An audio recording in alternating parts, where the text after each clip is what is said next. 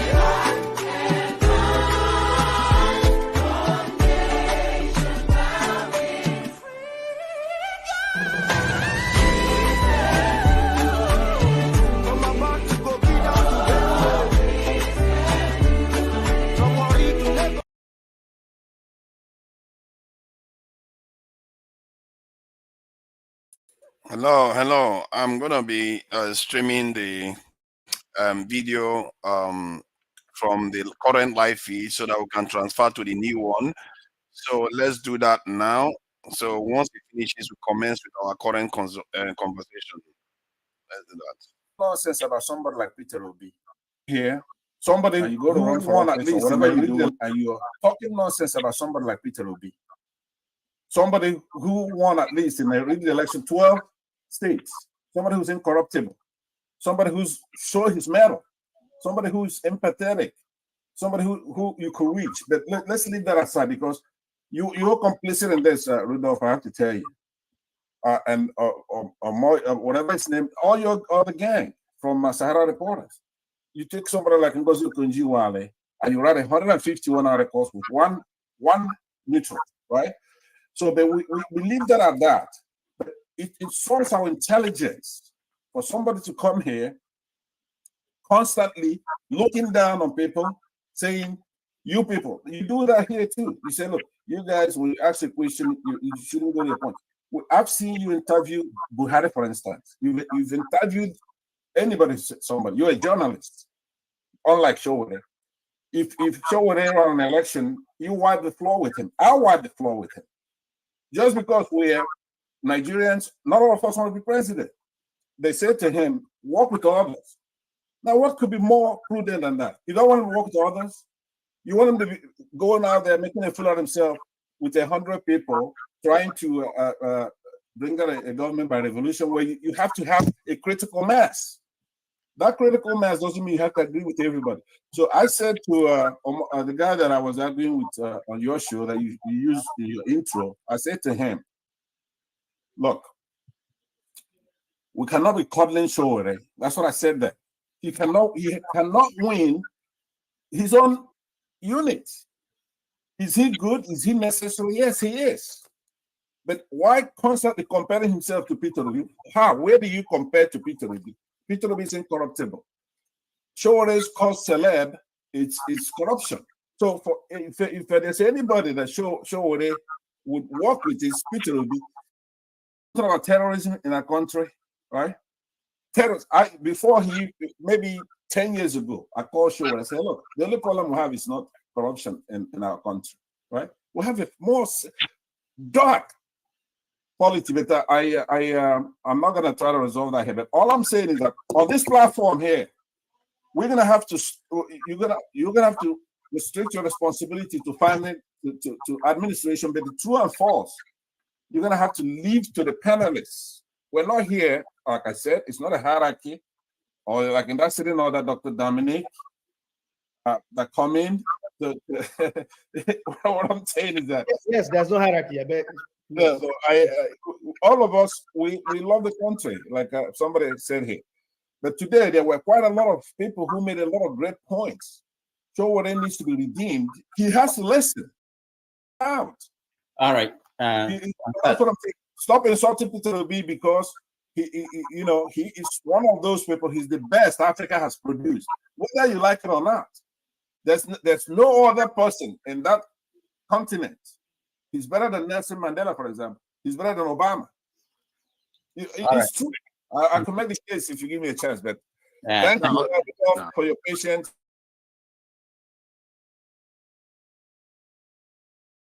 I do know you're not a gentleman. I've seen your skits, other shows that you do. You have to understand that. I've seen you. I do know you're not a gentleman. I've seen your skits. You're quite vicious. That's just a fact. You're very vicious. I do know you're not a gentleman. One last thing, something that we have to maybe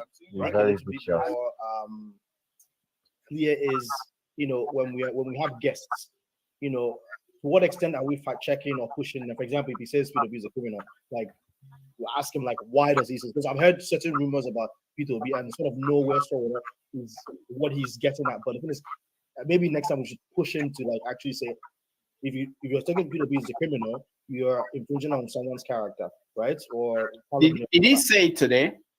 He said something. No, that was the only campaign. Okay. Yeah. So I think he said a lot of things about Ngozi Okonjo-Iweala that are just not true, or Dora Akunyili that are just not true. There are so many in journalism. There are standards. The allegations doesn't mean anything, right? Somebody is innocent until they're proven guilty beyond a reasonable doubt in the court of law. But in the court of public opinion, it's not the same standard, right? So in his case, he's been accused of treason. Now we choose to say, look, in the court of public opinion, while the Pansat is going over and over, are we not going to live to that? All right. Pansat, we have to go. You guys can go over to the next stream and continue the conversation.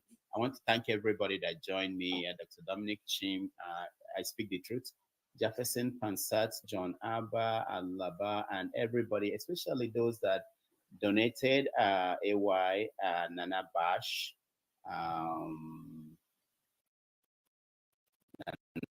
Bash, One Man, Jefferson, Oscar Blackbone, Nana Bash, General Imagery, Cerebral General Imagery, Ejike Onyemachi, Oscar Black.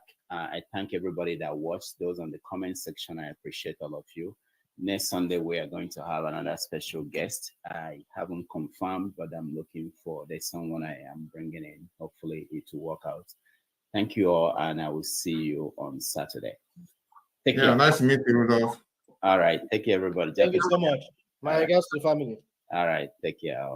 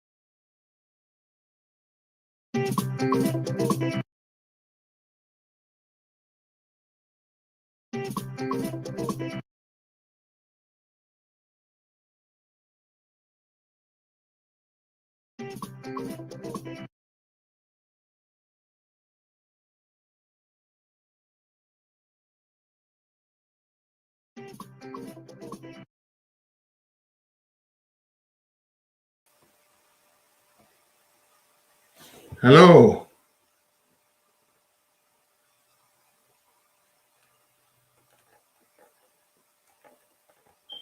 Forefathers, we can't hear you again. See, I don't know how I do this. I don't... This is the second time. Yeah? I don't know how I do this, man. When am I going to get used to this, man? I'm a media man now. I should know how to handle myself. I can't even figure out how to operate this is very well. Jago, you may want to sit up. Forefathers. Yeah, welcome, Pastor. It's nice to meet you again. You too, Jefferson, and hello, forefathers. Hello. Thank you for joining us, Pansat. Yeah, I saw you were getting a bit excited with Sowore today, and Dr. Rudolph wasn't having it. He wanted to keep everything on the lead. To be fair, they needed to keep you in check now, because before you start calling a minority, when they leave you, you just go start calling people minority and all. You can see why people panic sometimes. And I'm trying to see Jago has started now. What is Jago doing now? Oh, please, bro, take time. Take time to read. But Jago, you Jago, came in you go fight everybody for you. Yeah, that's why I was worried. I thought you were up to something again. Welcome, Jago. Forefather, yeah, go ahead. Don't be offended. I have to interject. But basically, you know all these things. We are fighting for something, right? We don't like the establishment, but at the same time, we don't hold ourselves as though we cannot be questioned. I don't know if you understand what I'm saying, because all these things is all about strategy. It's all about strategy. It's just like saying that you want to learn something without not having a reference knowledge. Everybody had a reference knowledge. You must start from somewhere. There is no human being that's born of a woman that exists in absentia and brought his own ideology and say, bam, everybody follow ideology. It doesn't work that way. It does not work. It has never done. And in fact, once you try to show that to people, people will not listen to you. They will not. Yeah, they won't. They're not. Yeah, that's true. So, but what do you make of the interview then with him? How did you come I would like to say this, Forefather. I really endorse the way he handled and answered your question. And I think whilst your review on him may have been somewhat fair, I think he listened to your question and he answered it accurately. You know, where we are now in Nigeria, you cannot just build a defensive or militarized course to the level that you want without economy. You can't do it, bro. And, you know, sometimes I'm wondering what you're expecting. You're expecting to pull something out of the thin air. That's not how it works. These things have to be paid for. How are you going to pay for it? My goodness, man. Sometimes I believe it's your misunderstanding that you're not analyzing. You're analyzing everybody. When you say how I'm going to pay for it, what if I told you that we are losing just about $50 billion every year due to insecurity? I'm aware of that. I'm aware of so many monies. That's not the only place that we're losing money. So it means that when you invest even 2, 3, 5 billion, you actually make profit. No, the thing is, bro, because we are losing that kind of money in the spurious ways that we are, therefore, you understand, economically, we are losing. We are losing economically. So unless we fix that economics, we're not going to get to the position that you desire. Simply. Okay, what if I told you that the reason why you are losing it economically, this is what they said, we are losing about 50 billion due specifically to insecurity? Yes, but you know, there's all kinds of security measures, as has been said so many times. You know, I like what he said about all the walls that we have in that country. I remember going to Nigeria, going to so many beautiful homes, but as you reach them, you can't see them from the outside like we do anywhere else in the world. If you go to St. John's Wood, if you go to Holland Park, you can see the beauty of the properties because they're not fenced up to the sky because of security reasons. You know, there's a way that we're not thinking. It is. Well, okay. I mean, I don't want to go on this subject. It's just that I believe that you harp on about security to the point that it's, I won't say getting boring. I don't want to use that kind of language, but it's getting to the point that you're misunderstanding everything else that we need to deal with as far as Nigeria is concerned. So, you know, that's the way I see it. So basically, if I understand evidence, you refuse to see it. Forefather, if I try to understand you clearly, I know that I'm talking about the issue of insecurity and we're losing a lot of money. Of course, any reasonable leader who wants things to change will actually take this into cognizance and will actually review the way we are going about our affairs. It's just basic. It's only basic, but the willfulness is the issue now. I feel the security apparatus need to be how do I, it needs to be decentralized, of which we have been fighting for over the years. But how do we achieve it? That's where the big question mark comes in now. I guess maybe other viewers can actually comment on that the best possible way. Yeah, I think Pansat was here first. Pansat, if you want to say something, you can go ahead. Otherwise, I'll go to Ferreira. All right, let me take a jab at it. The complaint, and that's Ferrari. I have to congratulate you. I liked your speech. Your concluding remarks were really on point. But we don't come here not to making points. We actually go to make a point, one case or the other. Either you shine today or you shine next week, right? On the program. I don't know if you guys will hear me, but I'm going to bring this microphone close. We can hear you. Yeah, let me say that it's astonishing because last night, United States last night, we went backstage and I was talking to, I speak the truth. I said, my hunch is that Sowore is a communist because he's grouping a lot of people. I was with you at that time. You were there, right? Yeah. Okay. And I bet you he couldn't believe it, right? What led me to that is that he would take characters who have nothing in common. Let's say Peter Obi, Atiku, Tinubu, and say they're all the same. Now, it just makes no sense. The only way that will make sense is if it's ideological. Let's say they're capitalists, and then they are no good to a communist. Now, communism, it has a bad rap. That's a stigma to it. So nobody, not really, will come out and say, "Look, I'm a communist." What they normally would do is say, "Look, I'm a socialist. I'm this kind of revolutionary socialist." Or it will have, stuff, right? So somebody say, "Are you a Nigerian?" They say, "Look, I'm a West African," right? You're Nigerian. If you're communist, tell us, because it has implications. We have a constitution. There's an economic system in our country.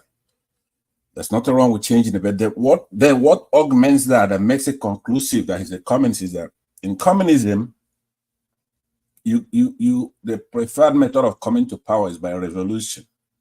Right? Now, taken individually, nobody really disagrees with, for example, a revolution. So you'd be wondering, why don't Americans help Sowore when he's in trouble in our country? He's a good guy. He's exposing corruption and all that. But they won't help him because they have intelligence. They know already. He has a file. Once you have a name, they have a file on you, right? And they know that you're a communist. Once they know you're a communist, they're not going to help you. The intelligence would debrief a lot of these people who they don't want to get involved in anything like that. It's just lately that communism is tolerated. In the United States, it's quite a big deal if you're a communist in those days. Communist, right? So now, but that's not the issue we have with Sowore. He's a hypocrite. Everything he's criticizing others for doing, he's doing. He's using language like "you people," right? You people. We're all Nigerians who want to work. He has to work with others. So aside from his communism, the economic system that we're talking about, he doesn't have the threshold to bring about communism, because leadership, like somebody defined, the last speaker, I believe, defined leadership. You also have leadership in revolution. And that's the funny thing. Leadership is not the president of the country. Leadership is if you're not in, say you establish a company, let's say Sahara Reporters. There's a guy that was there that came as a guest. His name is Okendibe. He came to Dr. Damage's show. Then I asked him pointedly, "You work closely with Sowore. Do you think Sowore will make a good president?" Now, Okendibe is just like Rudolph, or better. He's a journalist. He's fair. He was there. And he answered that you should Google it. It's on Dr. Damage's show. And he said no. Well, he will not make a good president. And then he elucidated why. And none of those reasons will be new to you. So I know you have a lot of people here. So now, I spoke about the critical mass then, but Sowore talks to us like we should take what he says by fiat. You have to convince people. You have to be serious, right? Like I said earlier, I'll defeat Sowore in an election, just like, in essence, he probably won't win a precinct if I run against him. I beat him. And so with so many people here. The reason being that he's not a good politician. So I spoke earlier about his activity at Sahara Reporters. He was unfair. Now, I know he's not a trained journalist. He doesn't believe that somebody should be convicted before that person is a criminal. So he doesn't even put alleged.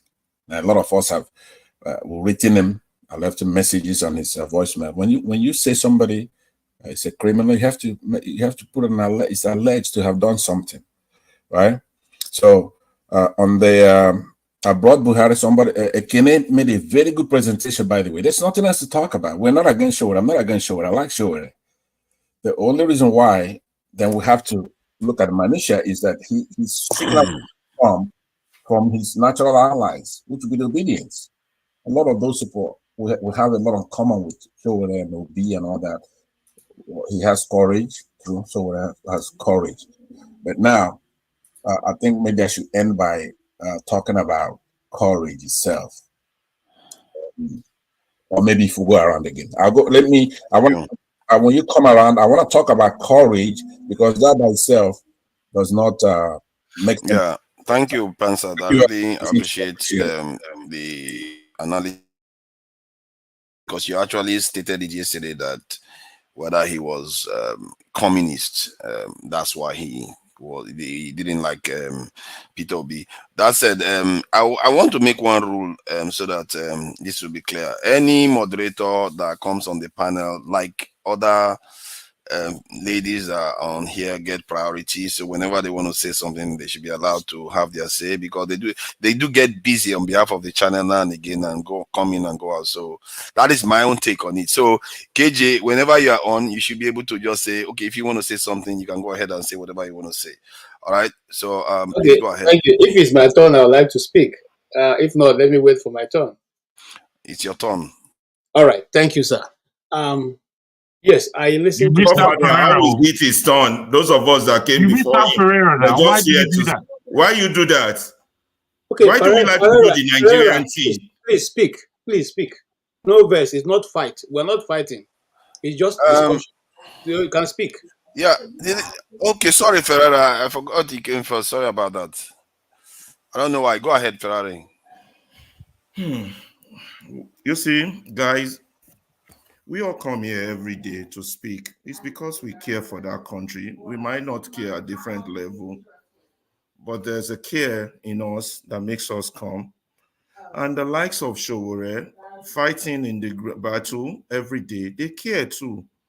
But everybody cares. But if we are doing the same thing over and over and getting the same results, it behoves upon us to step back and say, let's review what we are doing. If a Sowore wins Nigerian election, it will be good for Nigeria. Even with his socialist ideology, it will take the country in a different direction, better than what we currently have. The same way, if Obi wins the election, it will take Nigeria a different direction.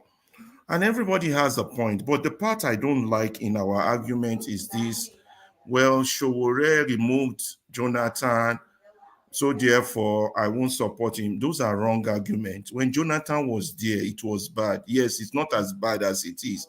But Jonathan said stealing is not corruption, or corruption is not stealing. He had his own, and the oil was from our area, so let's just keep stealing.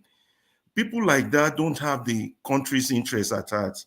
And it's not just Jonathan. This problem has been from 1960. It's not just them. It's a build-up effect. Tinubu is a symptom of the problem. Tinubu is not just the problem. So when we come with all these, my thief is better than yours argument, it doesn't help the situation. However, the argument that I find lazy is the one we propose Oh, Nigerian problem is so complex. Nigerian problem is this. Look, there's no problem on earth that God, if he exists, has not given man the capacity to subdue or overcome, particularly the black man. So this black man laziness that our problem is so complex, no one has seen it anywhere else in the world. It's a false narrative. Yes, we have a problem, and we have to be truthful to acknowledge it, that we have problem and call it a problem, which is sometimes I have fights with you, forefather, because sometimes you play the double game. You acknowledge the problem, sometimes you don't acknowledge the problem, sometimes you minimize the problem. All these things will not help us. What will truly help us is, as it is, call our problem what it is, and then make suggestion that has not yet been tried to those who are participating. And who are those that are participating? It is all of us, because no activist is coming to save us. America, like Pansat was saying, is not coming to save us, whether Sowore was a communist or not. It doesn't matter. Even if it's Obi, even if it's Tinubu, they are only interested in their own business.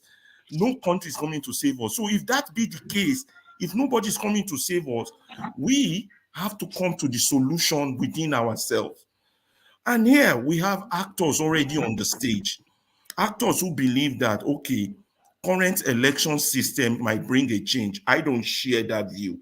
I'm totally not in that view, because I believe that system is rigged. And I'm of the view that we need to campaign to bring down the entire system and start fresh, whatever that fresh look like. Now, it doesn't have to be violent, but it is doable. All those who argue that it is not doable is because we have not tried. The likes of Tinubu formed their own coalition to get rid of Jonathan. They are there now. The same way a coalition could be formed to get rid of the Tinubus, the APCs. But the people are not trying and thinking outside the box. Everybody is approaching the problem from the me perspective. And that me perspective is not going to help us. Yes, some want regionalism, some wants to break up. That's too might help us. It's a new way, I don't know. But let them have that conversation. But what I'm key about is those who are already participators in the process. Let us point out what they could be doing wrong. And I did it to the obedient too, to Obi. When Obi, I said the issue is not what Obi would say when Atiku went for the certificate, is what you would do. Now, the obedient saw it as an attack on Obi. You understand? You're attacking Obi. The same thing on Sowore. You're talking revolution. Yet the people you want to follow you are not in that mind stage yet. And you're not connecting the dots to see what do I do first to get them in that mind stage. Because there has to be a revolution of the mind first before you can bring down this system. Even when, what's his name, started his National Conscience Party, Gani Fawahimi, he could barely get a few thousand votes against the likes of Tinubu. That should tell you something about what problem you want to face. When people just come, make noise every 4 years, make noise every year, do the same thing over and over and over, and people come, lament, and it's as if we are intellectually lazy. And there are already copies out there. We could borrow a leaf from the way the ANC mobilized against apartheid. We could borrow a leaf from the way the Martin Luther King and the Malcolm X mobilized against segregation. There are already samples out there. But the laziness to even think outside the box, beyond our tribe, beyond our religion, beyond our party, beyond our man, has kept us in this merry-go-round. And we care every day. I bet you we will count a year and we'll still be here having the same conversation. Let me stop Thank there you. for KJ, now. please go ahead. Okay, can I speak now or can I spark? Which one? Yeah, go ahead, KJ. Okay, thank you so much. I have listened. I listened to Sowore, and I applaud him for all his actions, whether they have been successful or they've not been successful. There's something that we learned to one of these American movies. Says um, the difference between a professional and an unprofessional is that the professional is sitting and thinking of what to do. The unprofessional sits to think of what to do. The professional takes the action and keep correcting himself until he gets to where he wants to go to. That is the situation with being a civil rights activist. You are not waiting until things fall into place before you take your action.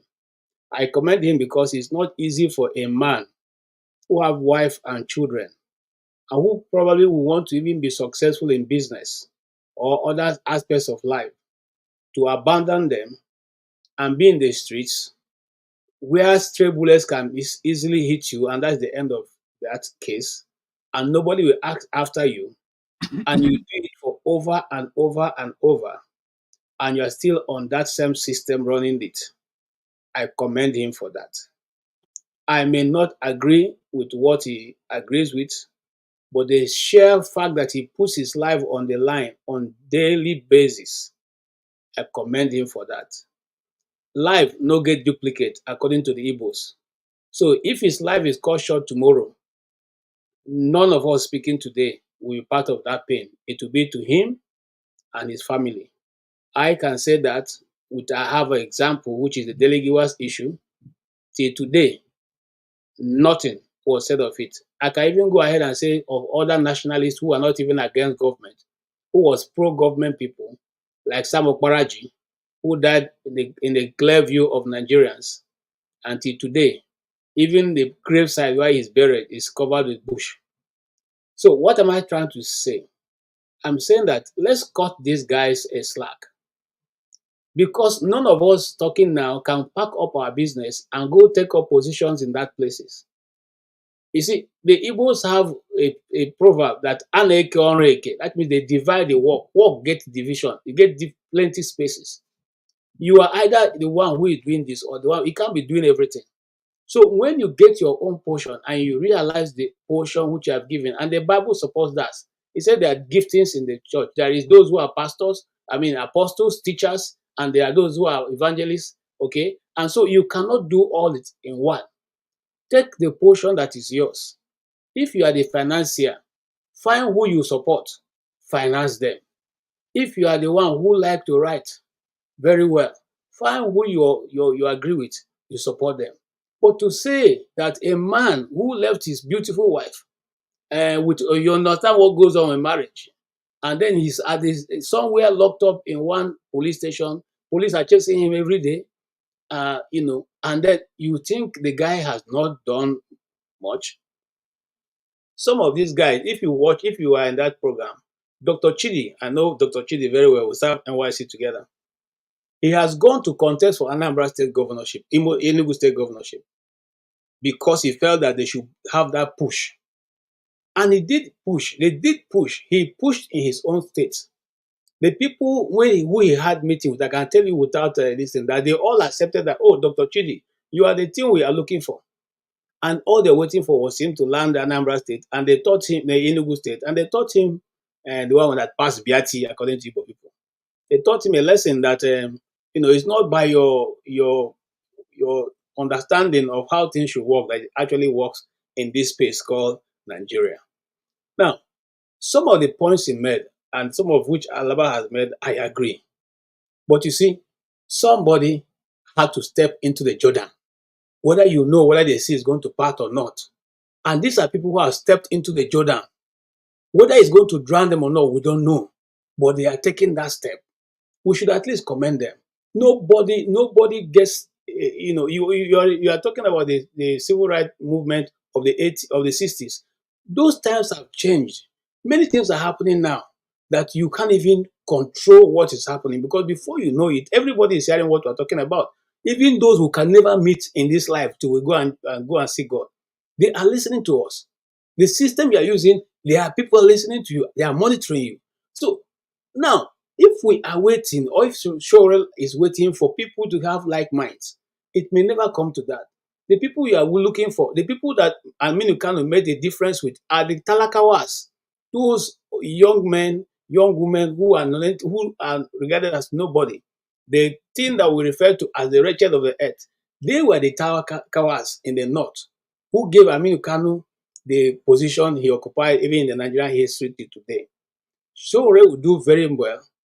Let him keep looking at those number of people out there. One day, somebody, somewhere, some group of people, known or unknown, will come together to support his movement.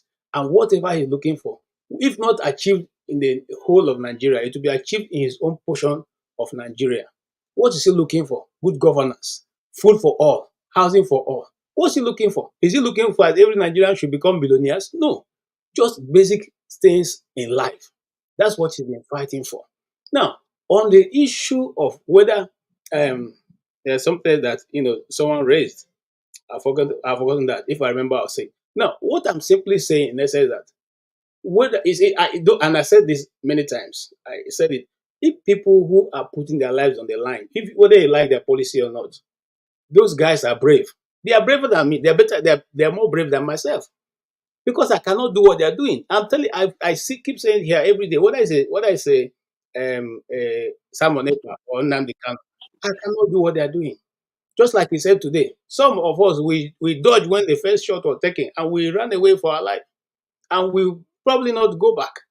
So when you see somebody who can bite the bullet and say, "Let's face the consequence," there's a British proverb that says, "Who's going to bail the cat?" This guy is ready to bail the cat. How many, if there was somebody to bail the cat, would that be a saying in England? It will not be. Okay? So let's understand how these things happen. And let's cut some slack for these guys. They are doing this. Listen, none of these guys have a reserved life somewhere. So when they get to 70, their life will reverse to zero. So they'll start all over again. It is their life they're spending every day. It's their life. While some of us are busy chasing money and living a good life. I just came back from eating a Chinese restaurant now, you see, and I'm very happy about it. These guys don't have the opportunity. I'm serious. Okay, forget I'm joking about it. They don't have it. And so let's at least praise them for the little they've done. Thank you, and I rest my case there. Thank you. Jonaba, thank you for joining us. What do you make of the interview with Sowore? Good evening once again. It was a nice one. As a Nigerian, nothing surprises you after living for so many years of the way we want people to be who we want them to be. And when we turn the mirror on ourselves, we have our own challenges that we could not even fix. And when those that have gone out of their way to do, we don't appreciate them. Rather, we say things that is not encouraging. And there's nothing wrong if you have a politician that run or win an election or a governor of a state, and you ask them tough questions. But this is just a young man sacrifice his life doing what he's doing. And if you have another opinion or other idea, if you do a little one, you can do, I do mine. Then collectively we can make Nigeria great, but not to go after everything he has done. And I'm not saying it should not be asked a critical question, but what question are you going to ask him? Of what? Of Sahara TV and what he did during Jonathan or during Buhari and all those questions? Is that relevant? I've only known Nigerian will admit that we have been declining from 1990 today. Any president that comes, the one that left is worse.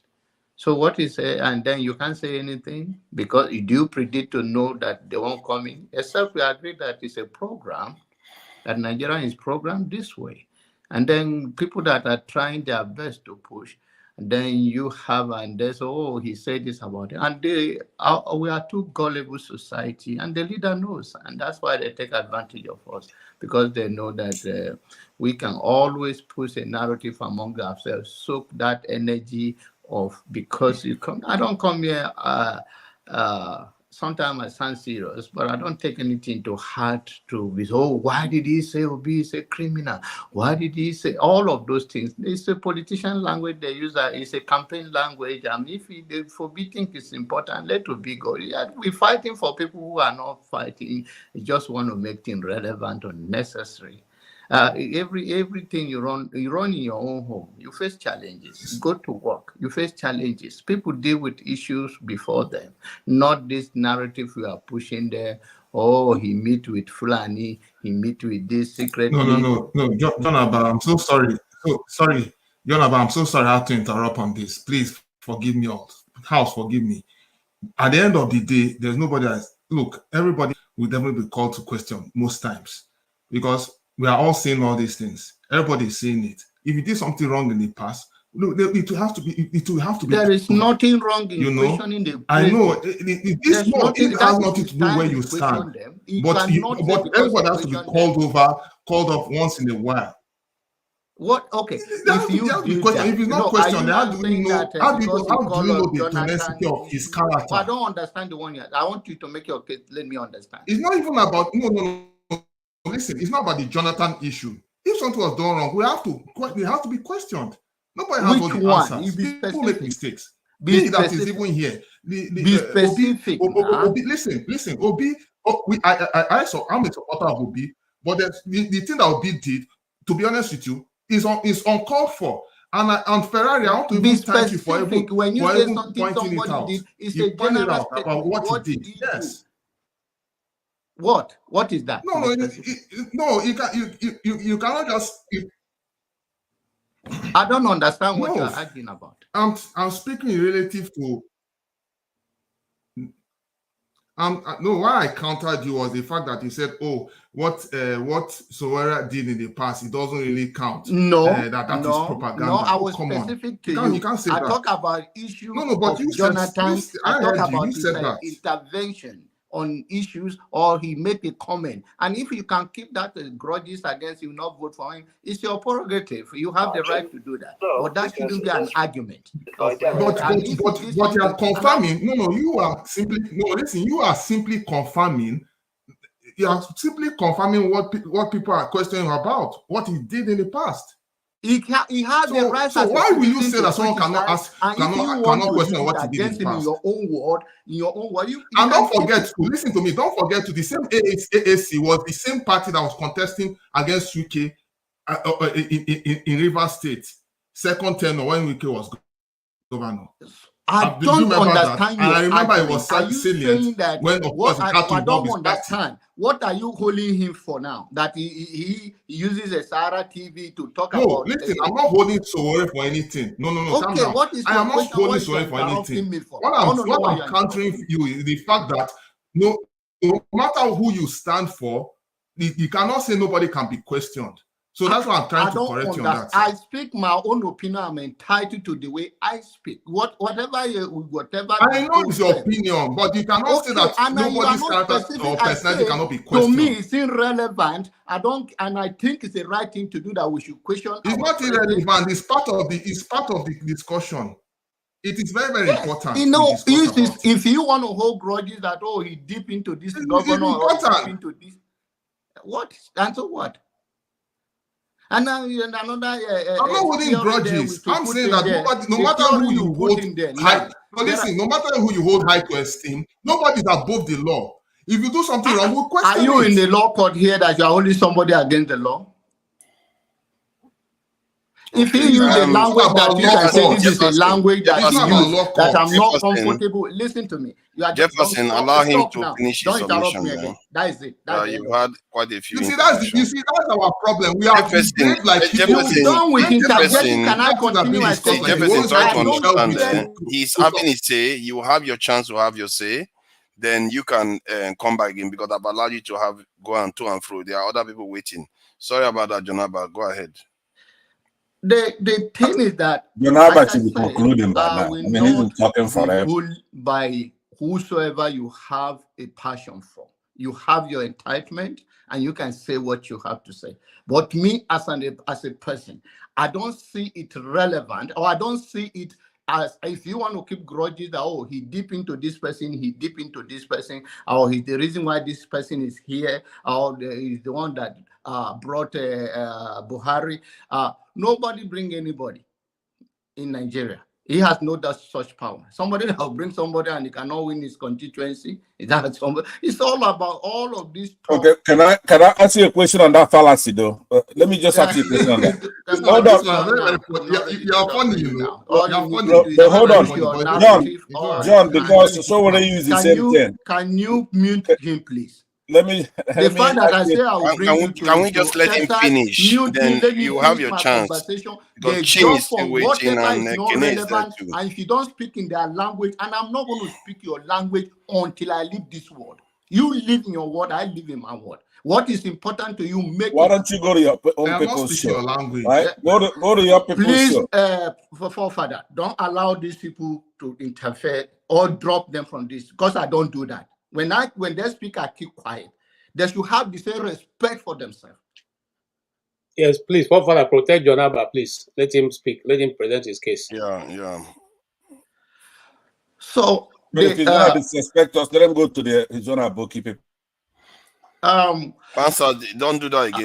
You see, when you grow to a level where you are in your 60s and your lifestyle never changes, of brigado of trying to think, you think small and you have full of English, it is where we keep what we are. Go to Aboki. Aboki has been ruling you over the years. You did nothing than to run from that country and stay in your corner in this thing. So don't come and tell me about Aboki. Aboki have dominated your entire life. You did nothing about it, and you continue to do so. So if you are a man enough, go and be a patriotic Nigerian. Aboki is busy slaughtering your people in Benue State, and you couldn't do anything about that. Is never safe. Okay, please. The same Aboki has given you guys run out of your place, and you could not save your people.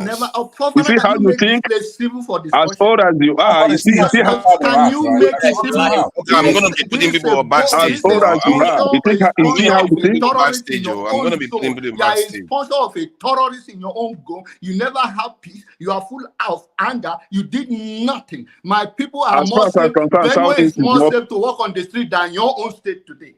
So all you do is to sponsor people like Samuel Ekpa, and you have the audacity to come and talk to me. You have a blood in your hand, and you have come and talk to me. You sit down. Okay, Jonaba, don't let them ruffle you. No, these people, this is how. They are more patriotic than you. If you are a man enough and you are not going to be in internet, take yourself to Nigeria and let the Nigerians set you in their own way. You are a coward. You run from your country. You have a new. Let's not do that now, Jonaba. Don't be. No, you cannot come and be talking to me. You could have dropped them off. You could have taken them off when they do that. Because no, you cannot be insulting my people. I never interfere on these people who are senseless. Right? So the point is that I think Sowore is great.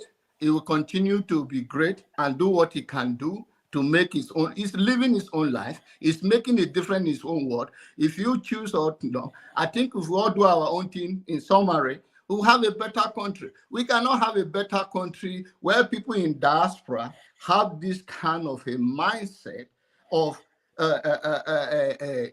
all they live in their life, that I think if you have seen what is humanly possible, the good of traveling around the world and the exposure is to implement it, is to copy it, is to live that civil life, is to extend that freedom you find in another man's country, however you can use it to better your people. He's been talking forever. You can leave. Nobody need you that much. So you are a distraction. Thank you. You minorities are very present. So we don't have the right to question. Oh, Chim first. Yeah, thanks. Are we still on the review of Sowore? Yeah, we are still on the review of Sowore, and you are also free to chime in any other thing you want to do. Okay, so for me, let me reiterate once again. this is politics. I keep saying it when it comes to politics. The only problem is that our politics back home hasn't really produced much for us in terms of what we hear, in terms of saying the dividends of democracy and all that. We're running a system where we're subsidizing life for a couple of elites at the National Assembly and in Aso Rock and executive generally. But if we were to play this politics appropriately, there is a season for it. And the whole idea is that every citizen, like we do here, what we do here, as far as I'm concerned, is not a waste. Sometimes it annoys some people back home you don't know, to the extent it touches them, some of the things we say, is to hold leadership accountable. So anybody who is doing that is making his own contribution in terms of national development. I'm sure he's doing his own bit. We don't necessarily have to like it. Everybody's at liberty. It's just like the coming American election.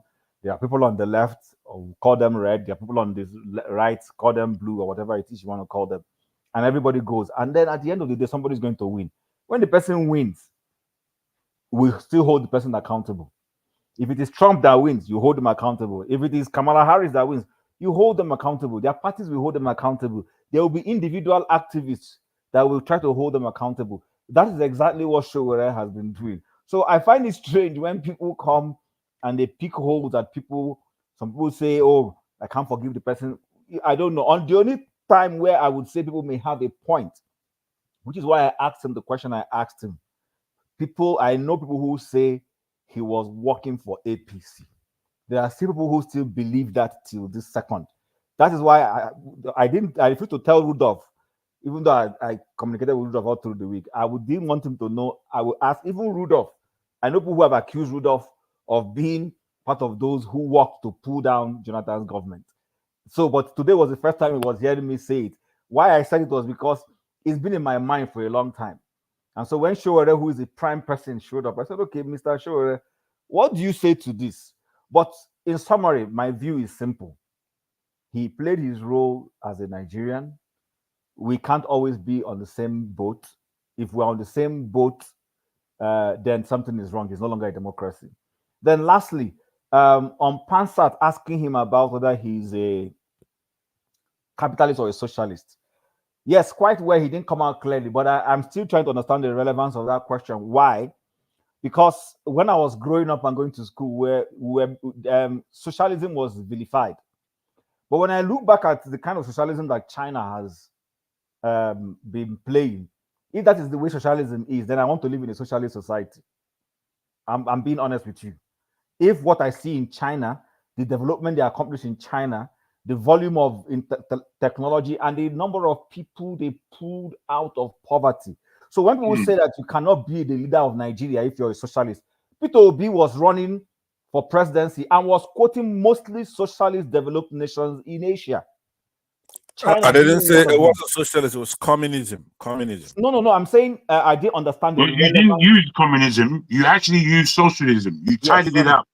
You didn't come strongly. I used communism. I didn't use. Okay, don't worry. Let's not debate. Bro, you need to go and listen to it again. Don't worry. It was binary. Let's not debate about that. Whether it is socialism or communism that you said, they are twin brothers. I understand where you are going with that question in terms of that. But what I'm saying is, I didn't seem to understand the relevance because. Okay, can I tell you then? You can tell us when I'm done. You can tell us when I'm done. So my point is this. If socialism is bad, the kind of socialism that I am seeing in China is not the socialism of the Russian and Eastern Bloc days. These are totally different types of socialism. Their own socialism has put out millions of people out of poverty, created lots of millionaires in their country, is involved in a lot of market production that they are flooding the entire world. I would rather live in that kind of society than live in this quasi-capitalism that we have back home in Nigeria. So I think every Nigerian has a right to hold leadership accountable. We don't always have to agree. And the sooner we begin to realize it, the better for us. I think one of the problems we are facing when it comes to being able to help move our nation forward is that we don't know where politics ends and where the citizens' role, to hold leadership accountable begins. The moment we begin to spot it, there may be some measure of progress we will make. Thanks. Okay, forefathers, with your permission, let's allow Kenny to speak. Sorry. Can I just, with 30 seconds, that's important. Kenny is fine with that. 30 seconds, strictly. 30 seconds. He's my big brother. Strictly. Thank you very much, Kenny. By the way, congratulations. You did a very fantastic job earlier. Thank you, sir. Tim, your 30 seconds is going, you know that. Yeah. Let's behave ourselves here now, right? Behave yourself.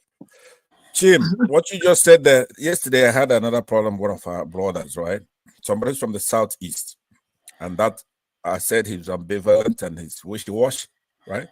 You know very well that the political system is totally different from an economic system. Deng Xiaoping came and revived the Chinese system where there's a hybrid in their economy. There's no freedom in China, right? You look at the Uyghurs and all other Muslims in there in China, they're in camps. You can't have freedom of speech. Communism is not a joke. People cannot bring out their best. That debate is 1960s. It's a concluded thing. Capitalism is better than communism. No system can work in Nigeria. Not even communism. Nothing. Because they're not operating with good faith from Northern Muslims. No matter what we have as a system, they're going to try to beat it down and cheat. So, but when somebody like you, like who I have a lot of respect your time is right? up. Well, Yeah, you didn't explain anything, let me conclude this. No, you didn't explain. Yeah. You started up, if you're gonna explain instead of going all around the houses. Okay, thank you. Let me. You're right. Let me. Can I start? Let me. And forefather, I'm sorry. That what I'm saying is the only reason why I was saying that. Why are you still going on now? Come on. Okay. All right, no problem. Can you please go ahead? Forefathers, I'm going to get you out of this. I'm going to get you out of this. If Kene permits him, let him explain himself, please. I beg you. Let him explain. If Kene give him his time. How many minutes are you giving me? How many minutes do you want to give me? I'm going to give you 4 minutes. And if you want to sacrifice... Okay, let him use 2. Okay, I'll take one. Let me take one. I'll split it with that. You know, forefathers, you minorities on this platform, you overrepresented. You don't have a... Let me explain. He wants to start now. As a matter of fact, Jagon, do you want to explain it? Because I know you know the difference. Go ahead. Do it in a minute. I don't think I can explain your point of view. I actually would like to hear the question that Chim asked. I would like to hear you really confine it and let us understand you, bro. Okay, let's put it this way.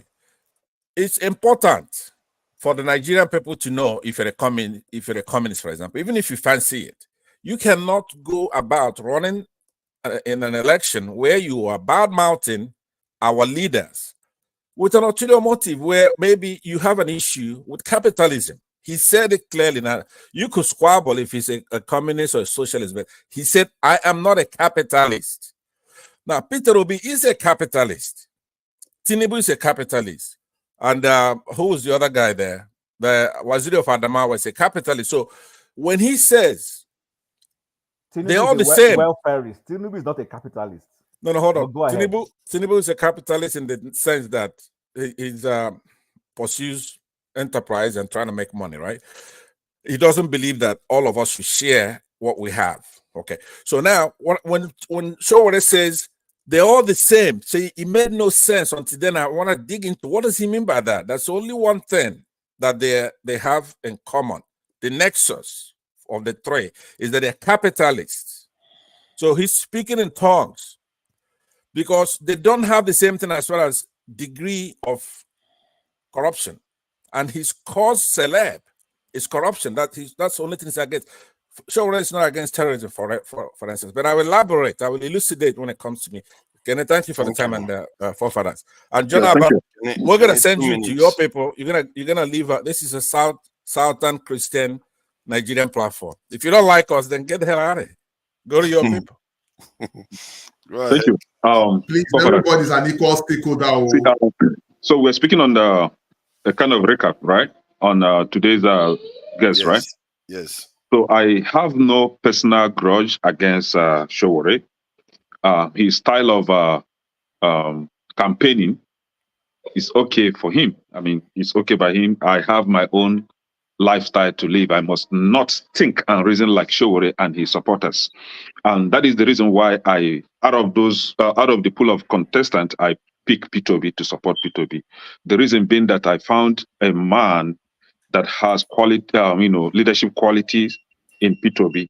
And again, when it comes to criticizing a candidate, I find out that Sowore and his supporters are not receptive to criticism. They're not criticizing. They know everything. They can't take correction.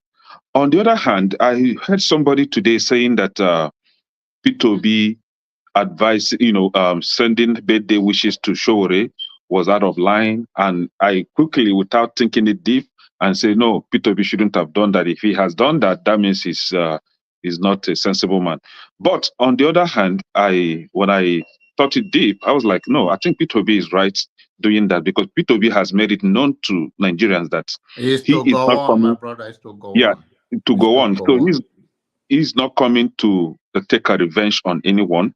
That your eyes are not behind you. Your eyes are in the front for you to see what is ahead of you, not for you to see what is behind you. And that is on the principle on which with which P2B is operating. So he is looking for the future of Nigeria, not on what has transpired in the past.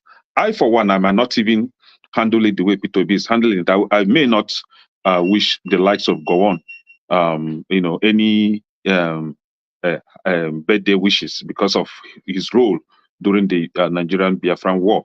But here you have a man that has that calm spirit, that has that forgiving spirit, that has a mindset of talking about how to fix Nigeria and not how to fight, like the one we have in Sowore. He's all for fighting, boss, and that is not leading him anywhere. And we are telling him to calm down and look things deep. It is way, way stronger than Is it him Sowore. or me?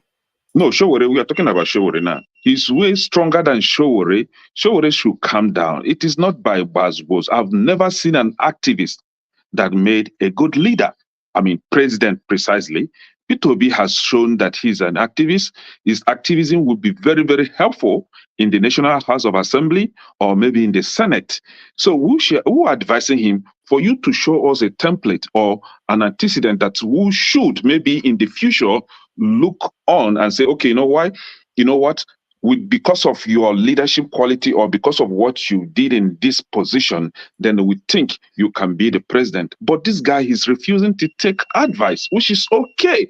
But we cannot sit down here trying to, provide solutions to the Nigeria's problem by first and foremost criticizing what you think is not right. And somebody like my big brother here, John Abban, will not be receptive to criticism. Instead, he will want to turn the entire platform like a market square. We are not in the market square. We are not women here trading on pepper and ogiri. So we are here to have a clean conversation on how to move the country forward, not to banter and insult one another. So please, my brother, John Abba, Omori is not here. And the other person, what is his name? Chidi and Dr. Dominic, they all show face here today to support their God, and then refusing to accept any criticism. That is not the way forward, man. Let me respond, please, to Kene to make the briefly. to make the platform more respectful and not these manipulations. And I don't have respect for manipulations. When I talk in the first thing when you came, you are the one that attacked me because you don't have patience enough to let me finish. When you are talking, did I interrupt you? If I interrupt you, how do you feel? So the notion that you want to pretend that you are cool and calm and calculated is a hypocrite. And I think you play this game and go to the chat line using different name. I'm a man enough. I use my name all the time. No, so my name on chat is Chris Ken. Don't disturb him. Don't disturb him. Please let me finish. Or I don't play childish game. And you cannot use a word inappropriate. Even if you come by the culture of Igbo, you are one of the worst ones that behave that way. Because if you claim that you are younger, we are younger than us, then you should have that respect according to your culture. But I don't really care. What you give is what you have. Nobody will give more than what they have. So I don't really entangle myself to any bitterness or any anger with anybody. But we should respect one another when we come to this platform. Thank you. Thank you, thank you. Tone, long time. And I hope you are there. This one you're looking down. Okay, yeah. Thank you for joining us. I don't know if you watched the interview Just with for Sowore. clarity, my name on the panel is Kene. On the platform is Chris Ken. Chris Ken. Just Thank so you don't get confused. So whenever you see Chris Ken, it's coming from me. So I'm not hiding my identity. You know, I thought Chris Ken was a woman. I thought Okay, it was Christian, let's but we leave it know now. now. We know now. I hope you have not tried to get on a download, a DM or something. Please go ahead, Tone. What do you make of the interview? Can I get a clarity from John? Respecting Hi, greetings everybody. Chim, that nice to include see you respecting after a our long religion, time. respecting our tribe, Bros respecting John, our Abba, don't mind them, Jerry. They're trying to wind you. Anyway, Sowore was just Sowore. Everything I expected him to be was what he displayed today. I don't think he's bad. I think we see a man that has been traumatized. He has seen a lot and he's gone through a lot.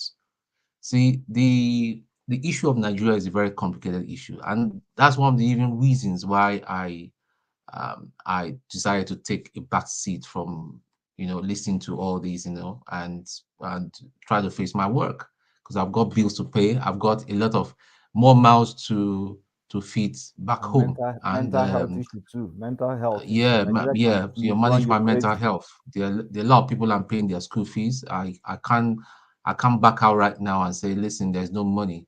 So I just got to face my work. So back to what we're saying, Nigeria. When I think about it, I mean, I just ask myself, where did we go wrong? Why did God put us together? It's just tiring. Why did God just decide to allow us to be put together? But then that's what it is. Um, nobody is nobody here is our enemy. Is not Kene is not my enemy. Pansat is not my enemy. KJ is not my enemy. None of us have eaten Nigerian money or been a part of what is going on. So let's just chill with each other. We're here to talk, to vent, and to proffer solution. Today, I saw because I tend to, and this is a recommendation to everybody. If you go to YouTube, there is this channel called History Val. Search for stuff about Nigeria. There are a lot of old videos. I've been watching it for the past 3 months, and I think today there's a channel where I saw some accounts from Ojuku, and I shook my head. And you know why I shook my head? I shook my head that, listen, this Biafran war that happened was out of Ojuku's hands, was out of um, um, um, Gowon's hand. There are some invincible hands that are behind all the problems we have in Nigeria. Do you know what greatness we can achieve if we are all together? If we can all agree. In fact, I dare to say respectfully, and say respectfully to Pansat here, that it's not even Hausa Fulani. What we see right now is even beyond Hausa Fulani. Hausa Fulani is Tone, just I a beg your symptom. pardon, Tone. I really beg your pardon. I'm sorry to interrupt. Did you watch the series that we had with Dele Ogun, who broke that very thing down? Did you watch that? I was watching the background. I mean, very, very. I bought his book. I bought 2 of his books already. I'm reading at the minute. So I think it's very, very important that we need to start buying these books that have been written about the Civil War, the first coup. So we begin to understand. We begin to have a better understanding, because when we start having better understanding, I tell you what, our attitude will change. There are still some invincible hands that don't want Nigeria to work. This is just the thing. Let's just accept that. There are some people that are behind Nnamdi Kanu being still held. It's not even about Nigeria. I will not even be surprised by the time, if he manages to get out of there, they will cancel his British nationality. I will not be surprised. So it's just time that we just need to calm down and be a bit cerebral.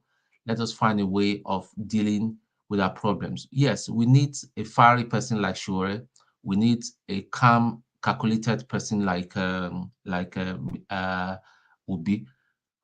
Although, like Chim said, if I were Peter Obi, I would not go all the way saying all the things that, I mean, happy birthday would have just been there because people felt insulted, to be quite honest, that he's a sellout to the memory of all the people that died in Biafra. And if you think about it from that perspective, it could be right.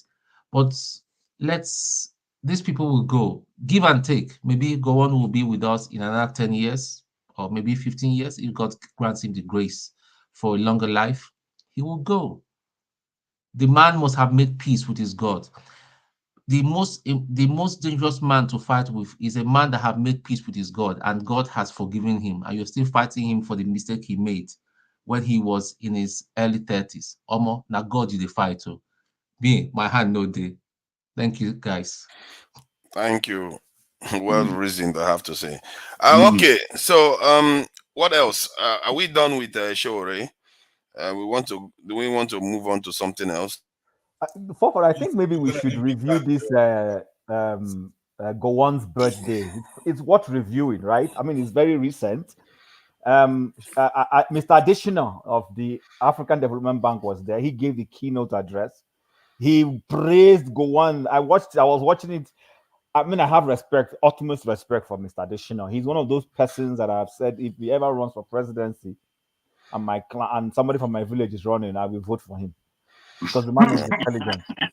No, I mean, Jago, look, the man is a very intelligent man. Clearly, sometimes I wonder how we are not those kinds of persons are not the ones running to be president of the country, and it's all this bulaba and balabu that we're having. So, but when I watched that event, I think he took his praise for Gowon extremely too far. Although he compensated with his telling them the truth that Nigeria has failed, and although he tried not to pinpoint the failure on any particular government, he made it clear, I'm not here to point fingers at any government. Do you know that I could not finish watching it? I had to switch it off. I tried. So perhaps it's something we want to review, because in that thing, I've asked myself, because Gowon constantly keeps saying that if he's given the opportunity to do it again, he would do it the same way. And I'm like, okay, you will do it the same way. In other words, you think what you did was right. I was at an event some time ago, and someone said that the former premier of this, no, not an event. It was on a WhatsApp group. Somebody shared that. He said that Michael Okpara said that he regrets being one of those who told Zeke not to form an alliance with Awolowo. Because personally, if you ask me, I have my views about how Nigeria would have been. I personally think when Enahoro asked for that independence and the northern Nigeria said they were not ready, they should have been allowed to stay as a colony of the British, while the south that was ready should have gone along.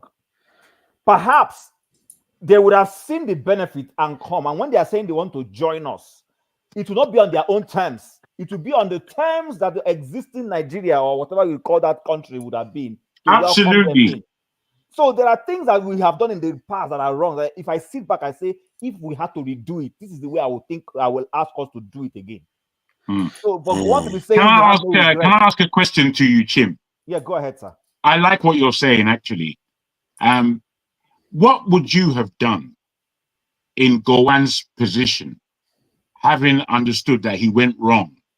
After the Abura Accord, what would you have done under the advice, still under the advice given by the king of Benin, or the sovereign of Benin? Okay. What would you have done? Okay, so if Pafora permits me, what I would have done is this. You see, when it comes to that advice that the permanent secretaries, that's what they were. They were civil, because that person was not a king yet. He was a civil servant. Yes. That advice they gave him based on how they saw the Nigeria of that time, I will not blame Gowon. Why? Remember, he is taking advice from advisors. But where I have a problem with him is that with the benefit of hindsight today, looking back, I expect to go on to say, you know what? I think a confederate Nigeria, which was what that this whole concept of Aburi will stand. What is Aburi? Aburi was simple. Let Nigeria be a confederacy. Let all the regions be in charge of themselves and make contribution to the federal level. That's what Canada is. That's what Australia is. To an extent, that is what even America is. You understand? And Germany and so. So that is the benefit of hindsight. I expect to go on to look back and say, you know what? This unitary system is what has created this problem. I should have taken that Aburi Accord that time. I didn't take it because I was 31 years old. I wasn't mature enough. That's the kind of thing I expect to see our leaders. The only person who somehow is coming close these days to say we made a little mistake, but you see, they all struggle, is Obasanjo. If you listen to some of the things Obasanjo says, you can read under the line that there are some bit of regrets in some of the decisions they may have taken in the past. But because of their nature as military men, some of them are. I don't know what structure that we're here. I want to be able to participate. That's why I'm here. But, Okay, like go ahead. Because my audio is a little bit flickering to this.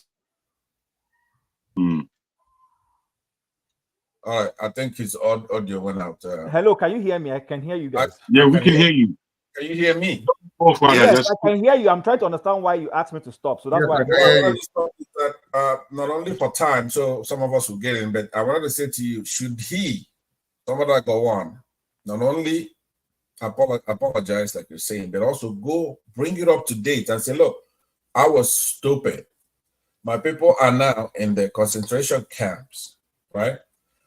We're losing like a score a day. Now remember, he was the protagonist of the war, the memory general at some point, and so he was deceived, or he was just stupid, right? He's fighting his brothers and sisters who are Christians in the southeast, and he did so, only for them to say at the end, "Hey, look, we're gonna take your lands. We're gonna do exactly what we're gonna do to the southeasterners that you are fighting for us." You understand? So not only did he do something wrong, but today he's a victim of the same thing. He's stupid, right? So what we have to bring it to date. There is something that Biafrans were fighting for. But Pansat, you know that Gowon does not claim Plateau State. He claims Kaduna State as his state. Well, I don't have time to figure those things out. They are the same. I'm throwing that out for you for a reason. I understand, but what I'm saying is that his people are in the concentration. Do you care? Have you forgiven him enough to say, you know what, you fought me. You're now in the concentration camps, losing a score a day. Does it matter? Right? That our fellow citizens in Benue State, Plateau, they can't go to the farms. They've got a bunch. I have a picture, and I could, if Papa to play it, I'll show you. You see the concentration camps. What do they call it? ADB or whatever they call it. There's an acronym like that. That's where Janaba is from. That's where Gowon is from. They're losing these people. We can't just say because they fought us in a war, therefore they deserve to be massacred and put in that camp. We shouldn't be talking about anything else but that, as a matter of fact. But if you're going to bring in Gowon, that's where it comes in. That's what Janaba should be doing here. So, Pastor, my summary is simple, that I think with age should come some introspecting and some honest review of the past to say to yourself, you know what, there were a lot of, listen, these guys, Gowon became head of state of Nigeria at 31.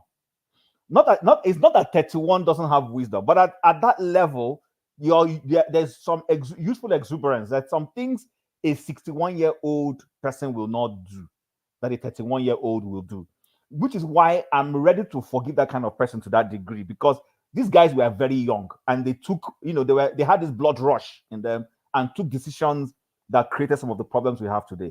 But nevertheless, at 90, I expect a more introspecting leader to be looking back and saying there were some decisions we took in the past we shouldn't have taken. And I am not seeing a Gowon. Maybe his military ego is still there with all this is going around praying for Nigeria. Perhaps that's why he's praying for Nigeria is not working, because he's not genuine, he's not sincere. He needs to be sincere. I'll leave it at that. For you, if I may, forefather, forgive me. Kim, you spoke briefly about Awolowo and Gowon. Awolowo and Zeke. Zeke, thank you. What do you, I mean, given the fact that you are in a reviewing mindset at the moment, what do you think should have happened between them two? Well, you said it, and I want to underline that I've always said that the geography of Nigeria needed to be the whole of the South being as one.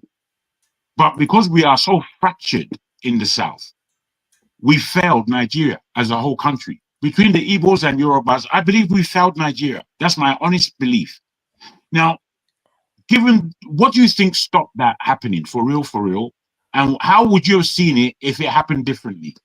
So I don't want to dominate this conversation, but if you're a student of politics, you will know that these two people, it was simple ego, stupid ego that was from whose side of them, on both sides. Whether it is Zeke, listen, on all a lot sides. of Igbos, Everyone is guilty of it. A lot of Igbos will not want to admit this. I don't admit it, and I'm an Hold Igbo. on, we're not asking you, fortunately. Yeah. So if you, the thing about Zeke is Zeke was dreaming because he studied in the US. So you can understand that a person's environment influences their worldview. He studied in the US. He wanted a big Nigeria that was like US, where he would be the president. Now, Awolowo had one of the best development plans. Forget anything anybody would say. His problem was Awolowo had some little bit of bigotry in him. And that is why somehow other parts of Nigeria, despite seeing his intellectual ability, look at what he did in the Southwest, his development plans. That is the person who should have run Nigeria. What did he do? What did he do? Shut up, Pansa. Let him finish, let's please. have a conversation, please. No, we're having a conversation now. What did he can't do? have a conversation when you keep throwing. What do you do? What do you do? No, you've been talking forever. So if you're not going to... Pansa, please, brother, calm down. I was honest enough to say I am not interested in dominating a conversation. He asked me a question and I'm answering. If you had a better answer, you should have told me, Chim, you wanted to answer. I will yield the floor to you. Yeah, hold on. I do have something better to say. So let me say this. Thank you, Chim. Firstly, saying that I don't want to dominate the conversation doesn't cure you dominating the conversation, right? You are. So let me say something. Sorry, I won't take that. He asked me a question. The question wasn't for you. But if you had asked me to say, Chim, I want to respond, I would have yielded the floor to you, is what I said. No, if you keep disrespecting me, I'm gonna leave. No. Sorry, you are disrespecting me and expecting me to respect you. It doesn't work that way. Guys, please, it doesn't work that way. I've respected you. I even yielded now. And you still go on with you stop meeting me forefathers, please. Yeah, because I don't know why you're interrupting now. You're just interrupting to argue. You don't have a format, so whoever talks is not interrupting anybody. Yeah, but forefathers, you have to do something. Hold on. If you want to do it where somebody's turn, then when I talk, I'm interrupted. If it's a can I just say this to the panel? Jagan, let me finish the sentence here. I'm trying to get. I'll say it after you've spoken. Go on then. Format is up to you. If there's no format and it's a free for all, right? Then I could talk whenever I want to. Now, okay, so you could, but it's polite to allow the person that is speaking to finish what they are saying.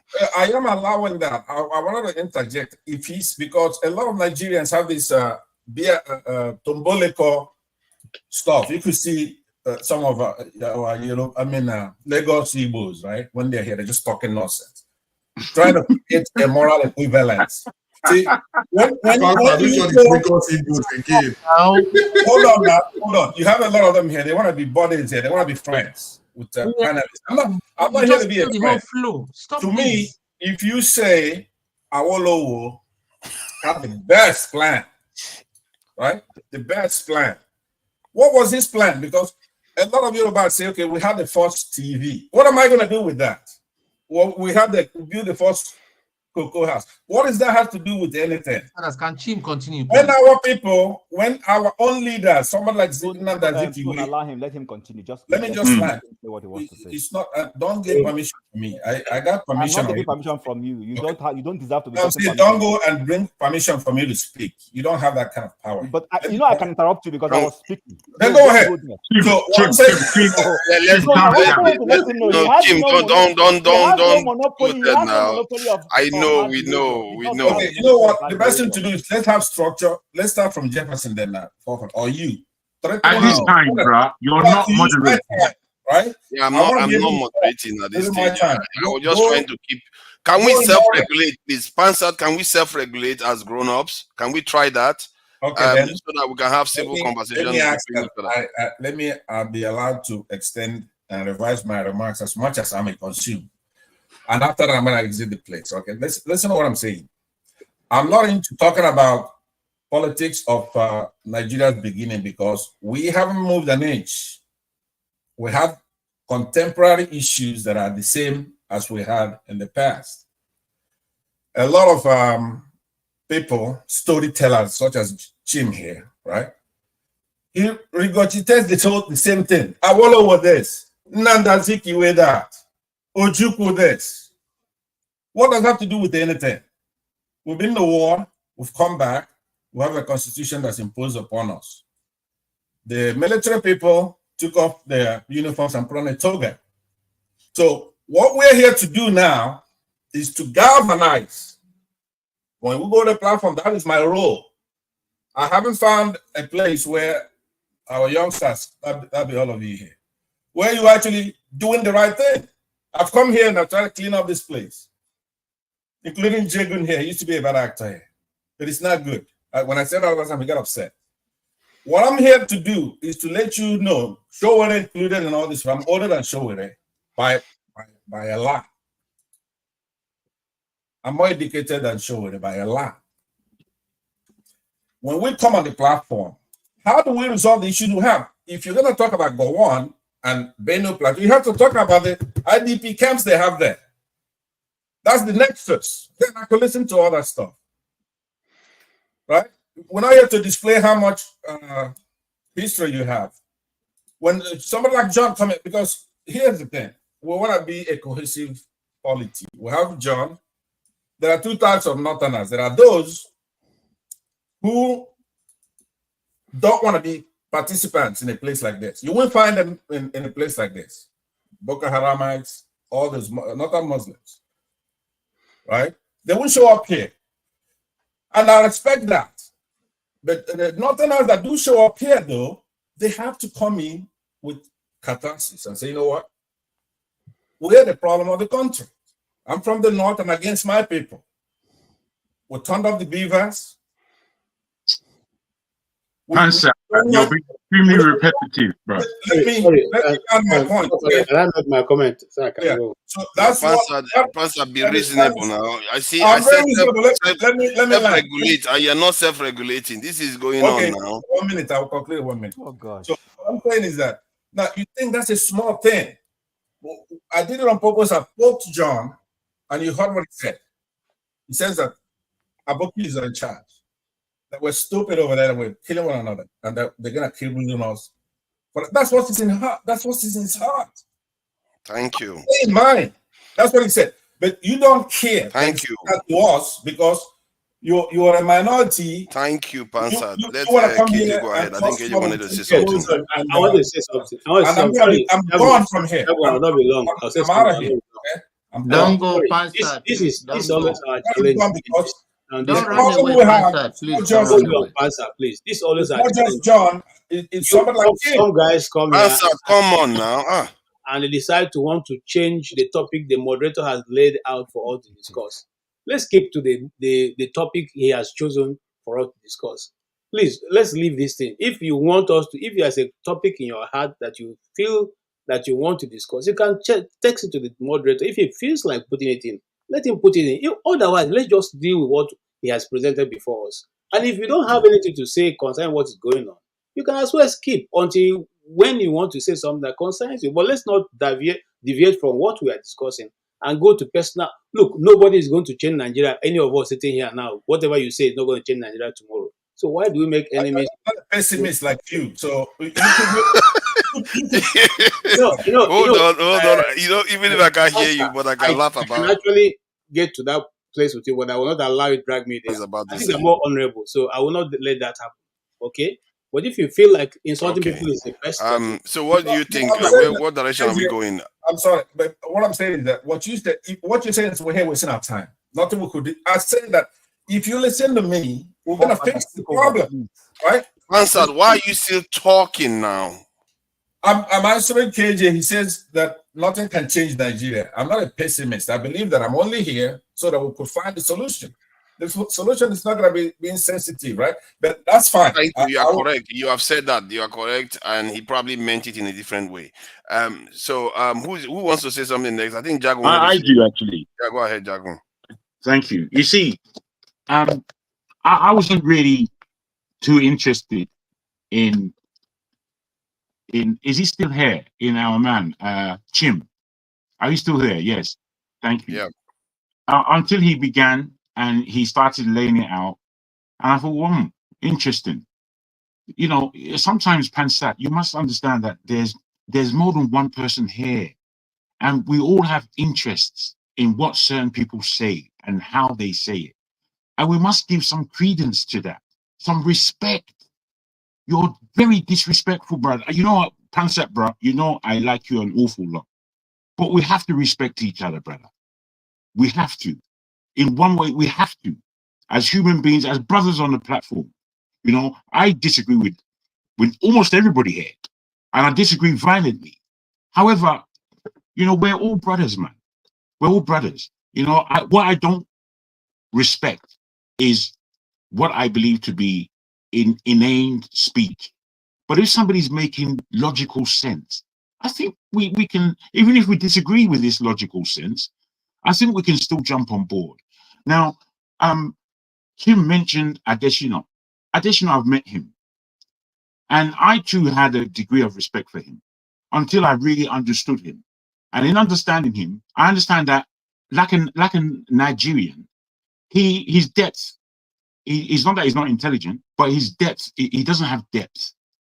He doesn't. And for a leader in Nigeria, you need depth of character, of persuasion, of understanding. Adesina was one of the people who was campaigning for GMO into Nigeria, campaigning very seriously. And he didn't understand why we weren't taking it on as the rest of the world was taking it on. And I thought, do you have all the information on GMO? Are you really asking to introduce GMO into our land? You know what poison that would be? You know, there's something about us that we too follow Oyumbo. We follow them anyhow, anywhere. And we don't know how to put our brakes on and see where there are solutions different. There are very various different scenarios that we have to build our Nigeria economically in all spheres. Now, I repeat this often because I don't believe anyone listens to what seems to me to be quite obvious. There are examples in our region of Africa that tell us where the answers are. In Nigeria, there are, for me, clear examples. It's only idiocy that stops us. It is only a feeling of revenge or regret that charges us. We don't really analyze things. We use emotion for everything. For everything, we're just using too much emotion, spilling out all over the place, creating mud and blood. And I don't like it. Ekene is there saying that Awolowo was a bigot. I don't think it was a bigot. For me, when I really look at Awolowo, and I've gone back and forth on the Awolowo question, I look at him and basically he was stuck to the job he had to do. And he was able to achieve rather a lot in the Western region that nobody else achieved in their own regions very quickly. Within 5 years, he did it. Within 5 years. Zeke didn't do that. Zeke was talking bullshit as far as I was concerned. What was it? What did he achieve? Let me finish, my brother. He then let me finish. Pansat. I've just told you about respect now. Respect. Zeke, as far as I'm concerned, joining the North was the most idiotic thing he could have ever done. And he did it. He did it to the weakness of the East. That's what he did. The East would have been strong if Zeke did what Awolowo did in the East. If he did that. The last time I went to the East, which was in 1980 something, I couldn't believe the level of downtroddenness the whole of the East looked like to me. And I just couldn't believe it. It really did look like a different country. And then I thought about the war. And I thought about the fact that there has been no industrialization in this part of Nigeria. And Nigeria has somehow washed its hands somewhat of the East, is the best way I would like to put it. So what you see now in the East, which has changed, is all the development of those in that area rather than the governments. It's still lacking, as we all know, but it's done a lot from what I used to see. So when the South, which really should have been, the South is the Nigeria of real. That southern Nigeria is the real Nigeria. It's the Nigeria that is represented all around the world. People in the world, they don't know what or who a Fulani is. They have no idea. They've never seen a Hausa. But everybody in the South, they've seen all of us. Because why? Because we're out here. Why are we out here? We're out here because we've been marginalized as a whole group. We wouldn't have had to leave Nigeria if the South was developed the way it should be. We wouldn't have to leave. But we have left. And when we go back home, the place is an awful mess. An awful mess. So, because of our stupid emotion, we would start talking tribalistically. Aboki, this one, that one. I'm hearing that largely from only 2 people on this platform. And none of you who call yourself Igbo, pull them up. You don't do it. You just allow it. You're supposed to pull these people up, but you don't do it. In fact, the only person who does try to do it, I must give it to him, is Tone. He's the only one I've heard say, I'm not part of this rubbish. But people like KJ, people like, I won't say Chim, I'll allow Chim for today. Every other able person just allows people to spew shit. And I'm thinking, why are you allowing rubbish in all our ears? Whether somebody's Yoruba or wherever, I don't give a hell. If they're talking shit, I'm going to tell them that they're talking rubbish. Why can't you people do that? Have you seen any Igbo person praise those of them, governors of them, for example?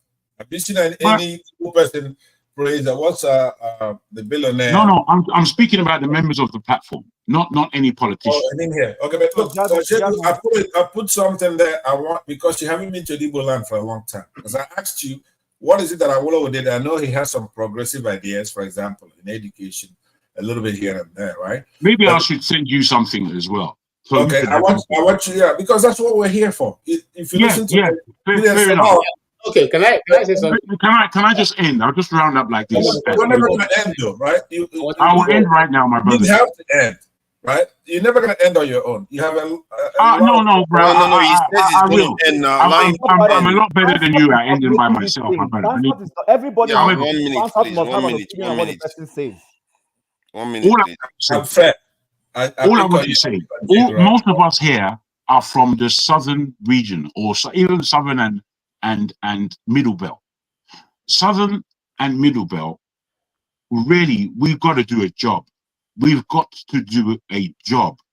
Because the north is, I think, a little far from us to get to.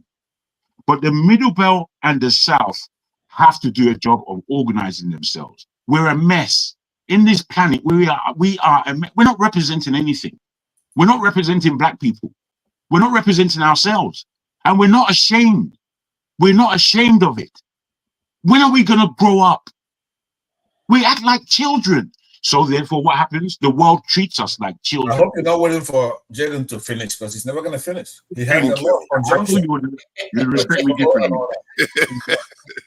Okay, Pastor, just Jabu, stop. you asked Can for we my start name. from Jefferson and come on? I want it done.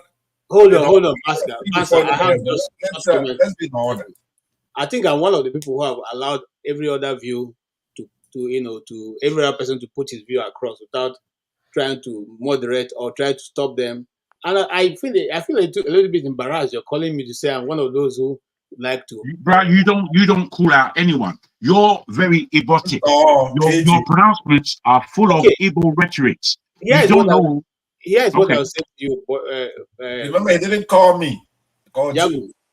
You see, I have never said I'm not Igbo. As a matter of fact, I said I am one of the first Igbo people to be in a primary school in Benue State. Go check the record. After the Civil War, when my father went there, I was there. I grew up there. You're repeating yourself, but I know all this about you. Hold on, sir. I want to let you know why I'm saying that, because I beat my chest and my hand on my chest. I say, I am bloody Igbo. I am IPOB, Indigenous People of Igbo Land. Okay? So I'm not afraid to say that. But I think I've been fair, whether I'm making my comment, whether I have to do with the North or the South or the West, I think I've been fair. However, if you don't see me to be fair, please take it from me. I am Igbo. I'm not going to deny that because of your No. You're getting me wrong. You're just talking rubbish. You're getting me completely wrong. Why do you always think you are the one who speaks from Because you're not addressing my point. You are not addressing my point, KJ, to be respectful. No. You always come in here and you're always telling people But you're not addressing my points. Are you not also speaking on behalf of your own people? When? Are you the one who is the one who knows how other people speak, and you don't speak from the Western point of view? Go on. All right. Talk rubbish if you wish. Go on. Yes, every other person talks rubbish except of you're talking shit. Yes, every other person talks shit. Okay, let's try to keep it a bit civil. And that is the way you have always rated other people, even though you're not absolutely. You're not paying their house rent, but you believe they're talking rich. With anything. We're having an intellectual discussion, and you're talking about house rent. You're talking about house rent. What's house rent got to do with anything? It's rubbish communication you're offering. You understand? Revolutionary information. Jacob, don't worry. Let me say, I believe that others who want to speak. Jefferson, Janaba, probably Ferrara.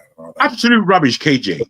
Okay, so let me say that now you write dictionary. Are you Michael West?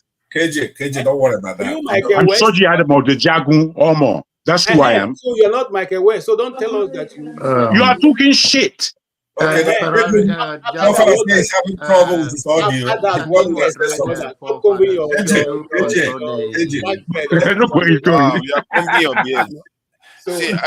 See, KJ, what Jagun is trying to imply that he says, because he separate tone, to say that tone tends to call out when people speak from a kind of ethnocentric point of view.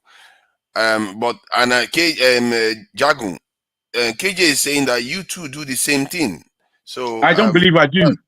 You see that, but that is okay. You don't believe you do. Let me just speak for a minute. No. You shouldn't speak for a minute. Actually, the confusion we have now, Pastor, you started we it. have other people here. You started it. I'm going to call you out on this. You said that I started it? Oh, yes, you started it, sir. Okay. Okay. Looks like we have to moderate now, since self-regulation is not working out. Please. Let me say something. Only when I'm speaking, right? Let me be able to please put in a word in. Forefathers. Yes, please go ahead. Your number was that? Okay. Listen. It's always a good thing meeting the family. Like I said, I don't leave this platform with any grudges against anybody. We may have our disagreement, it stays here. But the push of the false narrative that Pastor push all the time, our IGB camp, is not true. It's not up to date with it. As far as something stuck in his head, he repeats it over and over. And it's okay, that is part of being aging. we'll all get there, or sometime Dr. Pansat have his own reality that he's trying to push. And I'm just trying to make that clear that if you are accused, go on. I'm not speaking for go on, but if you call me out that we are supposed to be talking about Benue State camp issues and all the thing, is the first narrative. The governor that came have made sure that most, if not all, have returned to their ancestral home. And we give him that credit for doing that. And then whatever have transpired in the past, I can't take it from Pansat head. But we should not be allowing him to be, oh, go look at this video. All those are updated fake news that is trying to propagate on this platform. I don't know whether it's become a lifestyle to that you don't fact check things and all. It's just because you have a platform and you repeat yourself because you know you can talk very well or you have a command of English does not mean your words should not have a substance of truth in it. So please stop putting those narratives out. Okay, then let me respond because you called me out. Now, John, the way we do it in the Western jurisprudence is the best evidence rule, right? I come, I put something. That shouldn't. You don't post out to date. Will you? It's a fake news. Let me respond to what he said. It's a fake news. What you do, if it's fake news, all you do Just is let him finish, Jonaba. Yeah, you bring the real news, right? You don't do by fiat. You don't do by I'm a nice guy on this platform. I'm a northerner, so you should expect. I'm from will you please mute the guy in the land, right? Don't ask him, mute him. So what I'm saying is that if he comes here and he's insulting me and say, hey, look, you come here, you bring fake news. You say something that's not true. Poke holes in what I said. Bring this in the best evidence rule, you bring the better one, and they're gonna show it. And it's go. Then I should go and bring the picture of the empty ID cam to prove to you. You are not even speaking it from empathy. Could you meet him? I'm almost done, right? Forefathers. You won't let me do what he's doing, right? You won't. That's why it looks like I'm misunderstood because Jonaba, please let him finish. He don't want you to finish. You remove him. Jonaba, if you don't let him finish, he's not going to finish and he's going to keep going on. Okay, 30 seconds, round up, please. Okay. So what I'm saying is that it's known. This is not some kind of narrative one person says. There is nothing that gets better in Nigeria. If you had 10 IDP camps last year, by rule of thumb, you have like 40 or 50 now, right? So there's nothing that gets better.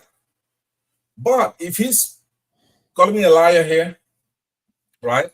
This is a guy who doesn't, when it was happening, he didn't talk about it. But it's getting better, then you should talk about it and it's getting better. Take your eye off of the Southeast. Mind your own business so you don't have to mind mine.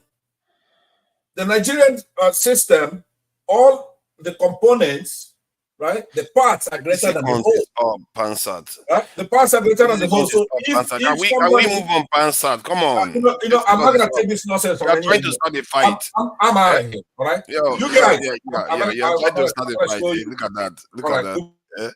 Yeah. Settle down. Yes, I don't follow my brother too. I'm out of here, man. I mean, I'm not out of here right now. So, Jonaba and Yabu, I'll leave you. When you do your gas, come back. You guys need to chill out. Guys later, then have a good evening. Thank you for John, you're leaving. We're just getting started, though. No, John, don't leave now. There is nothing to. We repeat ourselves, and my brother is like Arab master design himself. This is Ilaje fisherman style for you. Okay. I don't know. I'll be fisherman. You look, and I don't think I should even argue with you because in this dark day night in London, and you dress like this, that you are unique, and I think London have a different weather. I will see you again. Thank you. Father, I think one thing we should take away today, Ferrara wants to talk, so before he speaks, I know, is that we need to start allowing people to conclude whatever views they're trying to share, Yeah. so that we understand where they're coming from. Because you know what, people will actually look stupid when somebody is still in the middle of his conversation and you cut them through. You have not heard them through. You don't know what they're saying. Honestly, let's start. Look, you look foolish when you do that, and that's why when I wasn't asking to talk. I had ended my views, and then Jago asked the question, and I was conscious of the fact that we will say, "Oh, someone is dominating," and I said so that I don't get. You did say that. You did say that, but I must say, I was enjoying what you were saying, and when somebody brought the subject, and as I said, I wasn't interested in the subject until you began to speak, and when you began to speak, I wanted you to really open up. And I agree. You know, but Pansat cuts in and doesn't want because yeah, because you know, this is where unfortunately, no, Jago, the thing is, I said something he doesn't want to hear, and you see, in this whole concept of nation building, even let's bring it down. Let's forget about nation building. Think about your friendship with someone. Think about your marriage. We must sometimes the truth you're going to tell your spouse can be very painful. It will take a humble person to say, as tough as what this person has said, this is the truth. It is when people are their ego is so strong. That's what leads to breakdown of those relationships. Dimwits, emotional dimwits is what it is. We think we want to build a Nigeria where ego Can I give my minutes to Chim so that he can? Because Ferrari hasn't spoken. Let Ferrari speak, then I can. Yeah, but afterwards, Chim, you've got my minutes here, so you got. I was really following what you were saying, and it makes sense.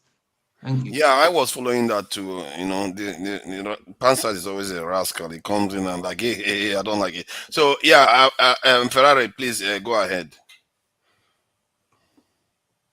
Well, I just want to say that it is so sad that when we talk here, we let things degenerate.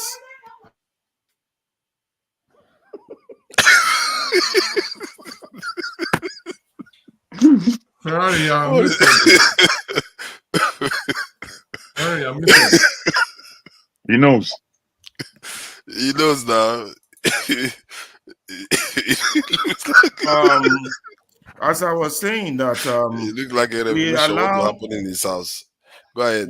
We allow all this tribal sentiment to get into the conversation. It blinds us from coming up with formidable solution.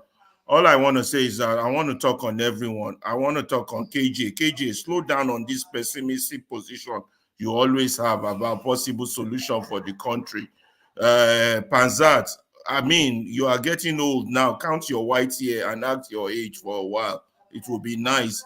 And Jagun, stop antagonizing me in public. We are supposed to be on the same side. This is utterly ridiculous. No, it's not like that. Don't take you like that, bros. Chim, stop going around in circles and beating around the bush. Go straight to the point. Thank you, Tone. You're the only one who has stayed normal. Forefather is still in same old stuff, still doing his old nonsense and still defending abnormality.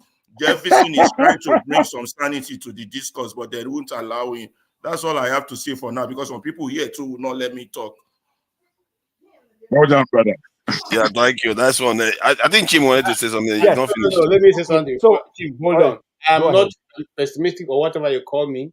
I've just told you I have never come here and said I believe that he was joking. It was just a joke. It was a joke. It was a joke. No, I don't want that joke. It's on record. And tomorrow someone will play many years and tell my son, your father was very pessimistic about Nigeria.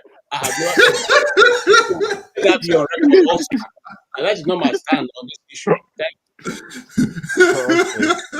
And forefather, can you remove Kulata from the chat section? It's annoying. Because he has to. He said that he will pay to shut you up. Kulata, if you pay 20 pounds, I will ask Alaba politely to keep quiet for a while. 20 yes, so pounds. We'll share the money and go and buy Chinese. Exactly. So, Chim, if you want to say something, please go ahead. Yeah. So what I was trying to say is this. You see, you can't move forward in anything. The forward Alaba wants us to move. For us to move this forward, there has to be first and foremost an identifying. There's a proverb in my place that say, that before you fix the engine of a train that water went into, you need to find out where exactly that water started getting into the train. Otherwise, if you don't identify it, if the train passes that same spot, Okay, again, emergency announcement. Sorry, yeah. Alaba. I don't know. I thought I was joking. No. they pay $20 for you to go backstage. Remove Alaba. Kulata. The boy is a disgrace. He It's paid a disgrace. $20 for you to go backstage. I'm No, we sorry. said pounds. We said pound sterling. Take him off. Pound sterling. Take him off. Take him off. Take him off. Kulata is a Take him This is disgrace. wicked. serious, This is though. wicked. Take him off. Take him off. This guy. Take him Alaba, off. Take him Alaba. off. You see, take Take one him for off. the Take him channel, off. Alaba. Take Take him one for the channel, okay? Take one for the channel. I'm sorry. Kulata, I'll bring No, him back. but forefathers, he said 20 pounds. This is not 20 pounds. This is $20. Yeah, how okay? Do exchange rate Kolata, add the extra so that it's the £20. Since I have to live by my word, Kolata, £20 is being corrected, so it should be somewhere almost $30. So we need Nah, about $2. we need Add $2 to it to complete. $2. Ah, that's okay. Okay. Then it should be Wow. $10. Yeah, because 1,500 and 2,000, 1,500 for $1. Yeah, you see but it's Africa, man. 2,000. You see what people are doing. That's how you No, sold check yourself into against slavery. I don't Now know. you want This to is how it sell starts. Alaba to slavery. That's how they You are see buying. the confusion that Kulata is causing now. No, no, Nah, you were yo. talking about Confusion. Central African Keep him out Republic of the yesterday chat. on how we will conquer. And What Jago was I like, what are we see the gonna kind do? of mindset people have. Oh my God! Okay, I think he has doubled it to Alaba. They really want you. Alaba, take one for the team, man. Take one for the team, man. No, no. KJ, Let's you're move wicked. on, guys. Come on, let's move on. All right. Yeah. So what I was trying to say is this. Like I said, you need to know where your challenges started, so that you know how to fix it. Because guess what? You might pass that same spot again, and if you haven't fixed that issue, the problem will reoccur. I have personally believed that in this whole concept of building Nigeria, you don't force anybody to stay in. Unfortunately, somehow our political elites don't seem to look at it from that perspective. And then starting from the era of independence, which is what I was talking about initially, I said it and I still hold strongly to it. When Enahoro said he wanted to move motion for Nigeria's independence, and a group said they were not ready, the person who said we should wait for them made a big mistake. He should have said, okay, let them be where they are. There is a door open for them. Whenever they are ready and want to join, then they can join. He did not do that because of the kind of Nigeria he was dreaming, which was selfish. We need to accept that that was selfish. Very few people want to admit that that was a selfish thing. Yeah, he did. Because that is part of where we are today. There's a lot of things that don't seem to align in the way our country is. Now, Jagu now asked me about this Zik and Awolowo thing. It's not because I want to go back and start unearthing rubbish. No, that's not the whole idea. The whole idea is for us to learn from, how people don't seem to sit down and agree. And I personally think it was an ego thing. It started way from, some touchy areas. If I touch now, people will start saying, oh, we're talking trap. No, we need to admit those things, identify it, and see how those things don't happen again. So why we're doing it is because it's the same thing that we're starting to see in our current political figures. People can't seem to sit down to say, let's form a common front. We're trying to salvage Nigeria. How do we agree? Meet at some point and see we're fighting a common enemy. This is what we need to do to take that common enemy out to create a better Nigeria for ourselves. That's exactly where I am going to. I don't want to go too far into it so that I don't begin to take us into unnecessary areas. But I think the point being is that if I and Alaba want to work together, we need to sit down, come to we're not going to agree on everything, but we will have some common points, things that are common amongst us. I will say, you know what? Even though I don't agree with this, look at it in the American politics. You see somebody will say he's a Democrat, but he's a Democrat to the center. Someone says he's a Democrat to the left. Someone says he's a Democrat to the extreme. You hear the words where they call Kamala Harris a far right Democrat. We hear all these things. So it's not unusual with us too. There will be a melting point. I would say when it comes to the core, I agree with KJ on this. I can work with KJ on this. When we come to the things that I do not necessarily agree with KJ, we'll look for a way to do a trade and barter. That's what politics is all about. But unfortunately, when it comes to us as Africans and the Nigerians, we don't seem to know how to, when we get to that point, to say, you know what? I might not agree with Jagu on this, but on 10 points, I agree with Jagu. And because I agree on 10 points with Jagu, Jagu is a likely ally to me. And I will work with him. I will vote with him. Wherever he is voting, I will go that direction. That is what politics is all about. Thank you. Thank you. I appreciate it. Mm. You know, I really appreciate all the money. I don't know what all about do people, you know, but you know, it's all good for the channel. You know, Dr. Damage will make sure you utilize the funds properly. And Alaba, you know, try to understand this is the sacrifice.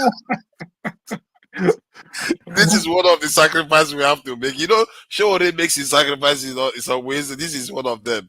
Just take it easy. So yeah, I'm just trying to understand. Okay, Tone. Okay, thank you for joining us. I don't know if you saw this interview with Sowore. We could go into other areas if you want to. Please go ahead. Good evening, everybody. I've been listening on the background, but I didn't have the opportunity to listen to Sowore on the platform. I joined about 10 minutes ago, so I don't really know what issues were tabled. But I seem to be enjoying the discussion over there, and particularly the way the issues of some people getting offended with certain actions or behaviors on the platform. But I think I love the way it was sorted out, and everybody is happy, and you know, and the discussion is moving on. But I just to key into what I heard that is being discussed. You see, the problem, one big problem that we have is that of ethnic suspicion. You know, people, you don't. I mean, let me say that there's a saying: if you have a snake coming at you, and you have an Oyoman, I'm sorry, I don't intend to generate any ill feeling here. You kill the Oyoman before the snake. You know, that's the perception. But it's pointing. I just use that as an example. I don't mean to demean anybody. But you know, when we come together, people from various groups, and we're discussing, particularly when the focus is on politics, there's always this suspicion of, are you sure, you don't feel somehow comfortable. And I think that is also one militating factor against us working together, because there's always the suspicion. You can't trust this group, you can't trust people from here, an Igbo man cannot become the president because they are afraid that, they are not sure what he's going to do and all that. But, so those things are the major handicaps to, us sitting down and having a concerted plan, to rescue, to move our country forward. So that's just what I want to add. If we can get off that suspicion, we don't all have to look at issues the same way, but we can agree, because we're all different. Our backgrounds are different. Our orientations are different. And the way we look at our perspectives are different. So, but we can agree, for instance, in relation to Nigeria today, I'm not sure there's anybody who disagree that we have problems in our country, and I think we seem to be familiar with what the issues are. But how we solve that problem is always a problem. It's the issue, and I want to advise to that at the panel, we should have a way of trying to. I know that we do summarize after we discussed. A few minutes are given to people, to make their final remarks. But I also think that at the end of the day, what have we achieved? Just being at the panel, because people are listening to us, and we should be able to purvey solutions. A, B, C, D. This is what we think. This is what we think. This is what we agree on. Let me stop there. Baba Massacre, welcome. Yeah, welcome. Thank you for that, Tone. Okay, I appreciate that. Electricity, please go ahead. Yeah, I don't know, you saw the interview with Sowore and some of the discussions we've had earlier on. Unfortunately, I didn't see it. Good evening, all. Good evening, everyone. And I didn't see the interview, but I came in when I saw the how do they call it? There's the money challenge to have Alaba taken out. It is very delightful if that can be done regularly. It's terrible. Very delightful, honestly speaking. I give a thumbs up to Kolata and Tope for doing that because it's always to elevate the topic, So but they electricity, never elevate you are it. supporting slavery. What is slavery there? What's the slavery there? That's how they sold you into slavery now. That they came and gave your chief money and they took you and sold you. That's what just What is happened it? now. No, listen. The man, he always said they should elevate the topic, but he has never elevated it to anywhere. Oh my goodness! So it's a that's a bit harsh. I think that's quite harsh.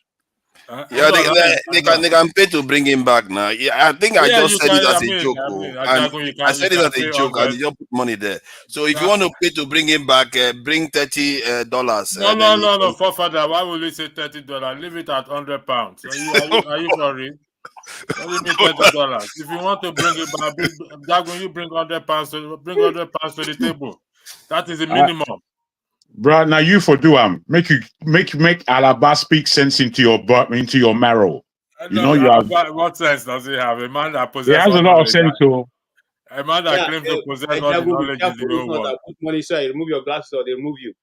I'm immovable, Omo. It's a good thing. I mean, I didn't listen to Sowore, but the only thing I think I overheard him said is not supporting Peter Obi. Peter Obi never. I stand to be corrected. They never liked him. Blah blah blah. You see, one thing about patriotism is you don't have to like the person. That's just one thing about him. You don't have to like the person. However, if the cause the person is pursuing is for good, then I think all you need to do is to support and enjoin the person. I overheard him say that, and I think he didn't do himself any good at all in that regard. He did himself a lot of harm, and to me, I think he needs the people, he needs the crowd, but he keeps shooting himself in the leg in that regard. If you're a patriotic person, if your care is for the good of the country, I may have my reservation about Peter Obi, but for crying out loud, I think if he has joined forces with him, particularly as a result of the outcome of that election, if he has applied his revolutionary spirit along with it, I think the country will be, if the obedience sees that he comes in to challenge the power that be, honestly speaking, on the long run, it will have them behind his back. He needs a crowd. That's what he fails to understand. Like I said, I wasn't particularly interested in what he said, but I hope he will go back and listen to it, and probably if he can retract it, he's gonna retract it. But I don't think he will, given to his kind of his nature. But that statement alone, honestly speaking, he ain't gonna get the crowd. And how will he think is the best person to run the country? It's not possible. How will a man think is the best person to run the country? No, there are other people as well too. So for this, I'm just kind of, I don't know. I hope it's I don't know, to be honest. I'm confused. I yield the floor back. Thank you. Thank you. I appreciate that. People are now asking for Jangun's seat too. I think this thing should not get out of control. People, KJ stops that shit. This should not get out of control. I think we have to restrict it to a This specific thing you have show. introduced is not Yes, good, though. it's getting out of control. Nigerians are wicked people. Forefather is not getting no, Forefather. I think you are missing the point. It's not getting out of control. It's a good thing. It's a good thing.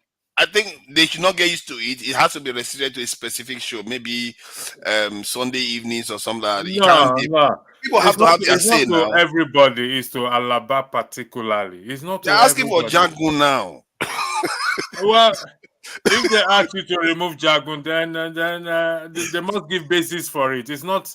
I don't think. No, it will be a waste of money. Me, law anywhere. I'm not going anywhere. I will surprise. Forefather will not remove you anyway because it's. At a point, I thought you'd be quiet.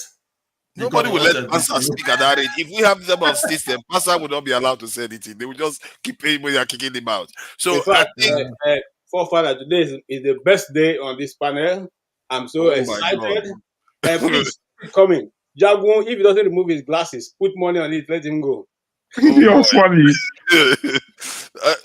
We have to be careful about this because people have to be able to have their say. I don't know what I went and started.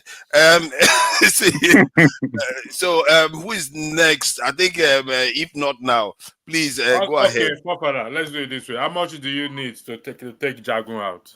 Hey, Are you ready to take one? What is the bidding amount? What is the bidding amount? Jago, are you willing to take one for the team? I'm not taking anything for anybody. You know what? Let's leave it. I'm not going to. What is the bidding amount? Listen, fair is fair. You did it towards Alaba, so you should be fair towards. So you have fair. I beg. What you should do, electricity, is put down £100 and try and fuck off. How about that? No, that's not the point.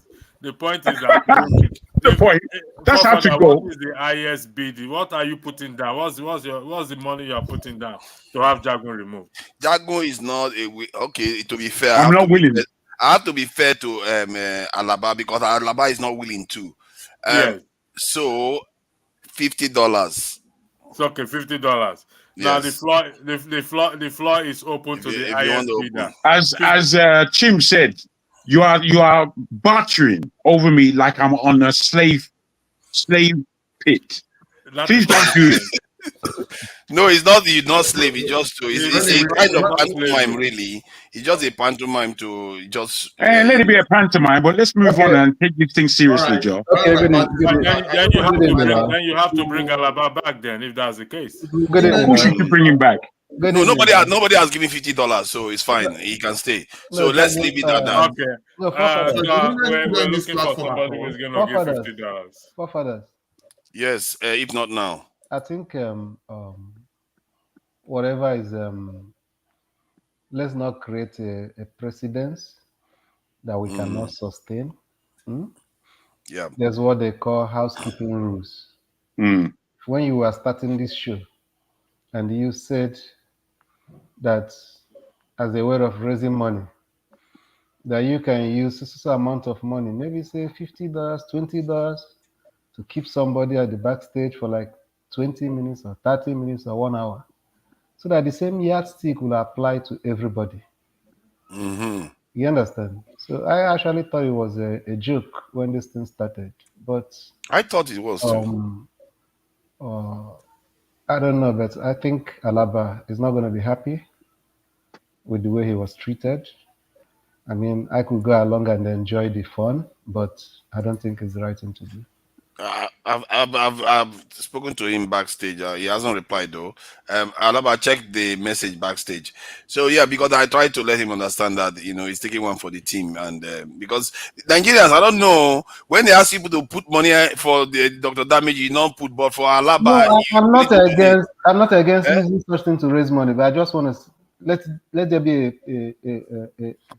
a fair system. Let it be fair. Yes, I think if we're going to be doing it, it's going to be time-based. Yeah, you see, Alaba is saying, don't worry.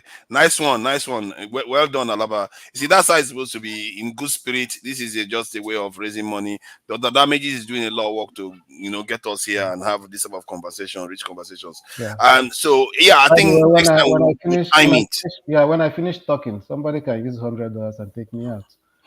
Yeah, nobody wants you out now. Not out of bad belly. I'm volunteering myself also. Somebody can use $300 to take me out, please. Look at that. $300, please People take me out. People are now throwing themselves on the top of the You wallet. guys are missing the point here. They have turned Dr. Damage's show into a den of thieves. Look at them. Battering anyhow. Oh my Terrible. God. Hey, $50. Yeah, come on, take Jaguar out. My brother, take it Take easy Jaguar, now. take Jaguar, take Jaguar. Go on, $50. Jago, it's been long knowing you, Jago. Take Jaguar out. Yeah. Jago is out too. Wow. Nigerians are wicked. This is what they pay money to. I want to say this.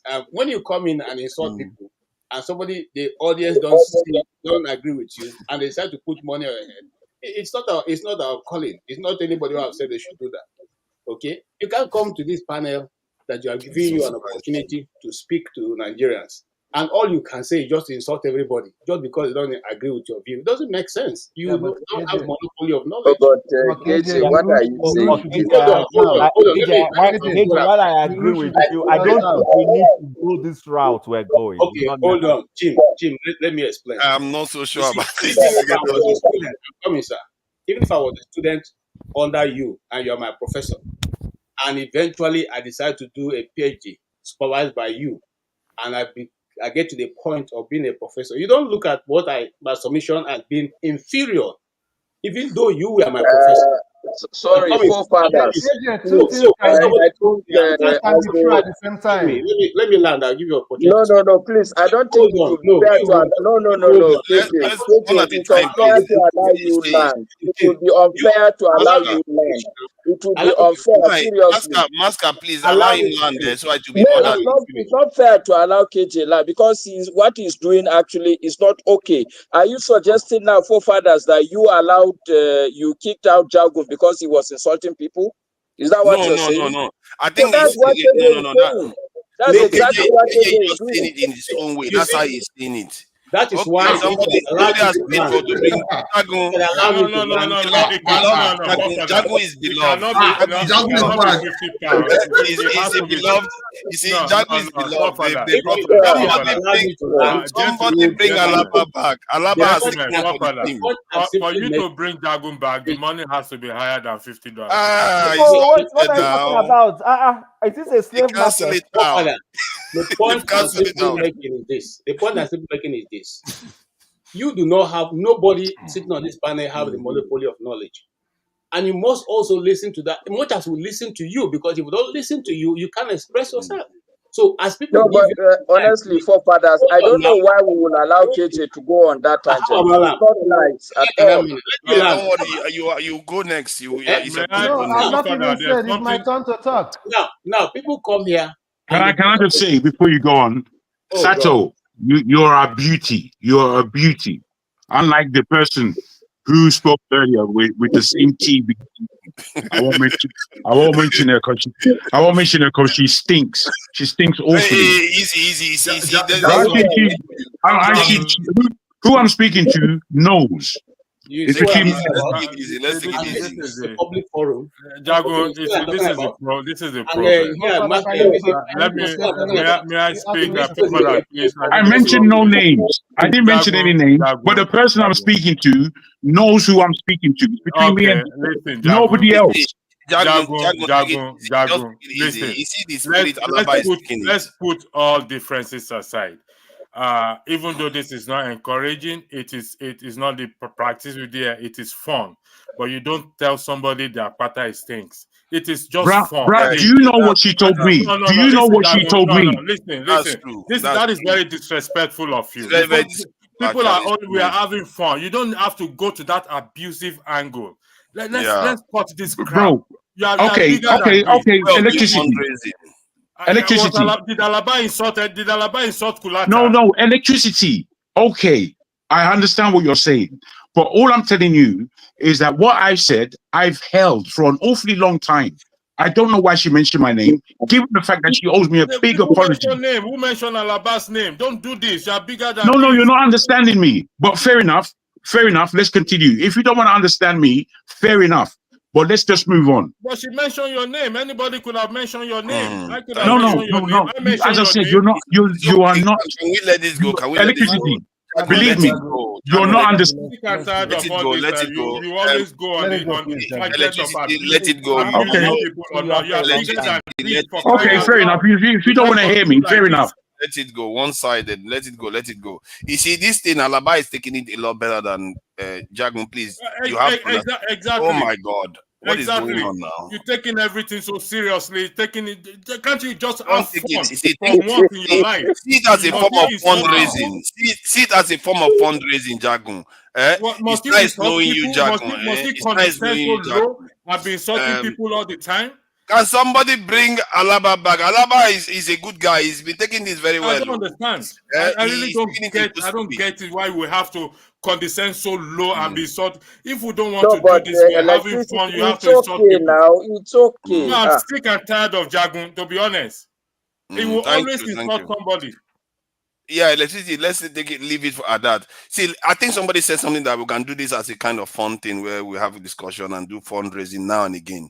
But we shouldn't get used to this because, in a way, you'll be curtailing people's this in speech, and they might become a little bit worried about saying stuff that will offend the people in the chat. That's not cool. You see that? So let's just do this. So, forefathers, I think I'm putting up myself, but I should do more than 200, 500 for anybody who wants to kick me out, please. Oh my God. This is out of control. Look at what this one is saying. Okay, let's leave it at that. Master, thank you for joining us. I say my own is 100. Can somebody bring Alaba back? This is wicked now. Alaba has been very nice. I don't know what Alaba is taking it very well backstage. I don't think he deserves to be there, really. But it's all right. This is But how much is it to bring Alaba back? No, but $20. Tone, the 40 minutes. please, can you loan me $20 and bring Alaba back? I promise to pay you back. They're trying to get Alaba back. So yeah, you can go ahead. You can talk about Sowore and whatever is going on. Okay. I listened to him.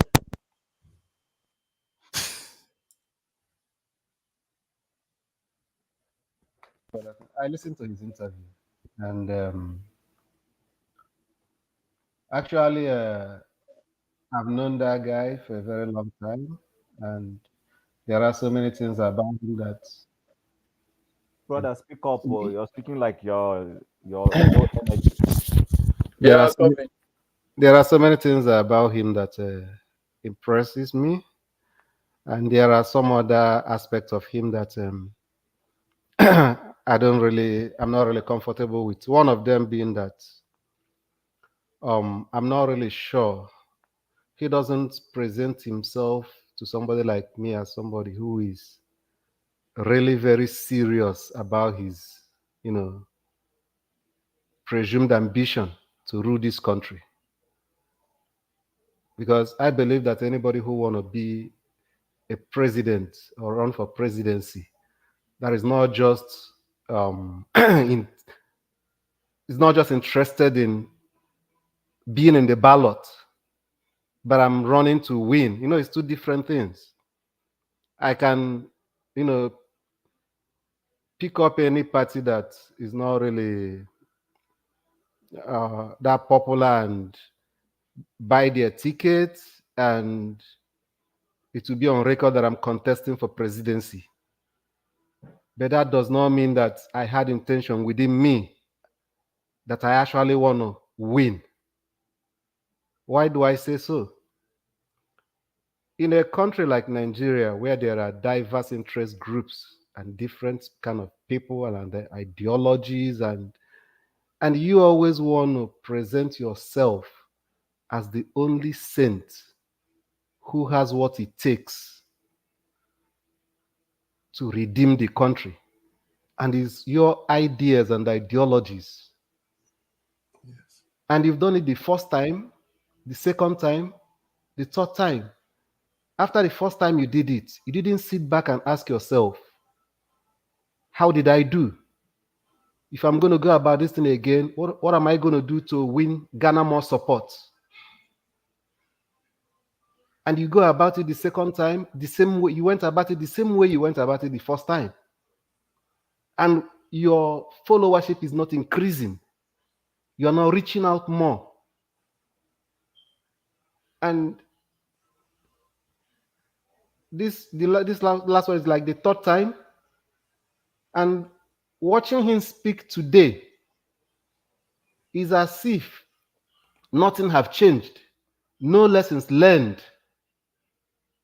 and maybe he's seeing himself as somebody who had been sacrificing for Nigeria, and he want to do us a favor, and that whenever we are ready, we should come rally around him so that he can give us that leadership that we deserve.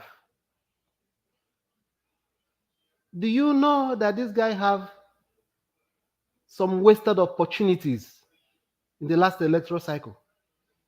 Because he should be sincere with himself. You know that there is no miracle that would have made you win that election. And there is an opportunity that you, because of your activism, should have been the one that would have benefited from. Then you should have asked yourself, why did this NSAS protest and the people that participated in it, why is it not me that they are rallying around? It's a question you can ask yourself and only you can answer. What could be the problem? What is it that they don't see in me? Then, instead of being angry at the person that benefited from that protest, you should have looked for a way to align yourself. Even if you don't want to support him, but be careful not to say certain things that will infuriate or make angry those people that are rallying around him. Because the more you cast aspersion on the person they are rallying around, you are trying to tell them that they are stupid, that they don't have a good sense of judgment. So, but that last year when I heard him made that statement that Peter Obi is a criminal, I'm like, do you think these people are going to take it easy with you? Because definitely you know that Peter Obi is not even a threat to you. So if somebody who is really serious on, making an impact, he should have know how he will manage that situation. So just in case Peter Obi didn't win at the end of the day, it wouldn't be because he was part of the reason, or he's criticizing him, or he's calling him names. So that maybe next time he wants to try, he can now have an opportunity to woo some of those voters to himself. But he didn't do it. And then another opportunity was presented to him today. When that question was asked, when they asked him that question, I'm like, this guy should know this is a trap.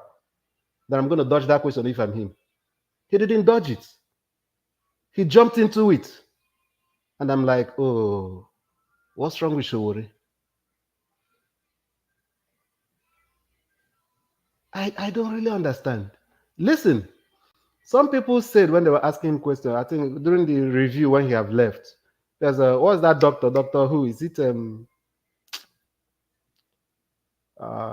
don't know, I've forgotten his name. Dominic. Yeah, Dominic. Dominic was trying to, belittle the question that Ekene asked, which was a very valid question. It's good to be an activist. He has his own, roles in the society. But it's also important for you to tell me about, outside that activism, what is your track record that will make me to be convinced that you actually have what it takes based on what you've done in the past.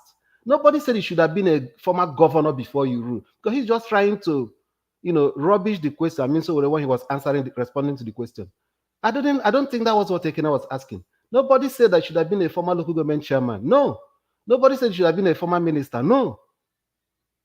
Put something on the table that I've managed so and so thing. I have done so and so thing, so that as he is quick to judge Peter Obi or Atiku or Tinubu or Kwankwaso or whoever, because it's easy for him to point out, okay, this man was governor before he did this. We want to see something we can say, okay, so whatever was this thing before, whether in the private sector or whatever, this is how he mismanaged it. That's the reason why it's important for you to show us where is your footprint, where have you passed, so that we can also scrutinize you too. It's easy for you to criticize a man that has been governor for 8 years. Yeah. I wish you also had been governor or maybe a chairman for somewhere so that we can also use that same yardstick you're trying to use to judge your tenure that time. So I think that the man should go back and think of something, whether if it is community service or anything, things that he have done before that has to do with public trust, or whether in the private sector or whatever. Put it up so that when they ask you questions like that, don't just tell me that you know about leadership and that you have, you know, that leadership just needs somebody that is that can galvanize people or whatever. No, that's just telling me about textbook or Google. I need a proof that you actually fit into it, that you're able to do activism. Doesn't okay. If we should use the activism you've been doing to the revolution now to judge you as a yardstick, have you been able to pull about 1 million Nigerians out to champion that cause so that we can say, yeah, he actually did this. He was successful in doing the calling out the protest or the revolution now. But you are not able to do that. Don't put me, I'm not saying that he's not a nice person. I like him. But when we are talking about the problem we encountered with the kind of people we've elected over the years, those that have experience, those that are questionable, and they've not led us to anywhere, and you are now telling me that because those people have not performed, I shouldn't worry that you don't even have any experience. No, I'm worried. I am. Thank you. Thank you. I appreciate that. I think we've gone round now, and we maybe have, you know, I don't know, it's done. We can go into more other topics that, you know, that has to do with other ideas. So I don't know. Does anyone have anything to say about Sowore anymore before we change the topic? Yes, I think I have something to say concerning what the last person have said. See, let's look at this thing using ourselves as an example. You see a grown-up man who has family, has business. He gets up, he's engaged in something like a struggle for the last 10 years, and you say he's not serious. I don't understand what you mean by that. Is it that the man is a fool or what? The style the man is using may not align with your own style. You should accept that. And even if at the end of his life he's only able to achieve being able to disrupt the system, he has done enough for his name to be written in gold. There are people in Nigeria who wrote their name in gold, and today we still celebrate them. One of which is Aminu Kano. He never got, you know, the position he canvassed for. But people today, if you talk to a civil servant who has been a civil servant for long, we tell you what Aminu Kano said concerning when the civil service realized the power they have in awarding contracts, and that Nigeria will never be the same again. Is Nigeria the same today? He wrote his name, whether you like it or not. He didn't hold political office that he wanted, but we can refer to him today as somebody who stood with the masses, and the masses were able to see the struggle that he put forward. Look, I said this earlier, and I will say it again. Anybody who is brave enough to put his life on the line, whether you agree with him or not, you should give him some credit. He doesn't have a spare life somewhere. He can be walking in the street of Abuja tomorrow, and a stray bullet will hit him, and that'll be the end of him. And we'll forget him and move on. We'll still go to our Chinese and eat it, and go home and say, "God has given, God has taken." So what's my point of talking? Sowore can't be playing with his life, and definitely cannot be playing with his time. So let's give him that credit. You like his style, okay. You don't like his style, okay. If he chooses to say that he doesn't believe in Obi, it's also okay. Obi is a politician. The last time I checked, he's not an angel. Okay. The same also goes for Sowore. He himself is not that angel. He has never claimed to be one. So what I'm simply saying is that if we go from just trying to put these people in bubbles, we will have a better discussion and we'll probably be able to make more sense to those who are not yet in the fight. But if we continuously to say, okay, because I've spoken this and this and no, what we should now do is that since both of them are, one is on the South Pole, one is on the North Pole, how can we have a middle space where all of us can operate?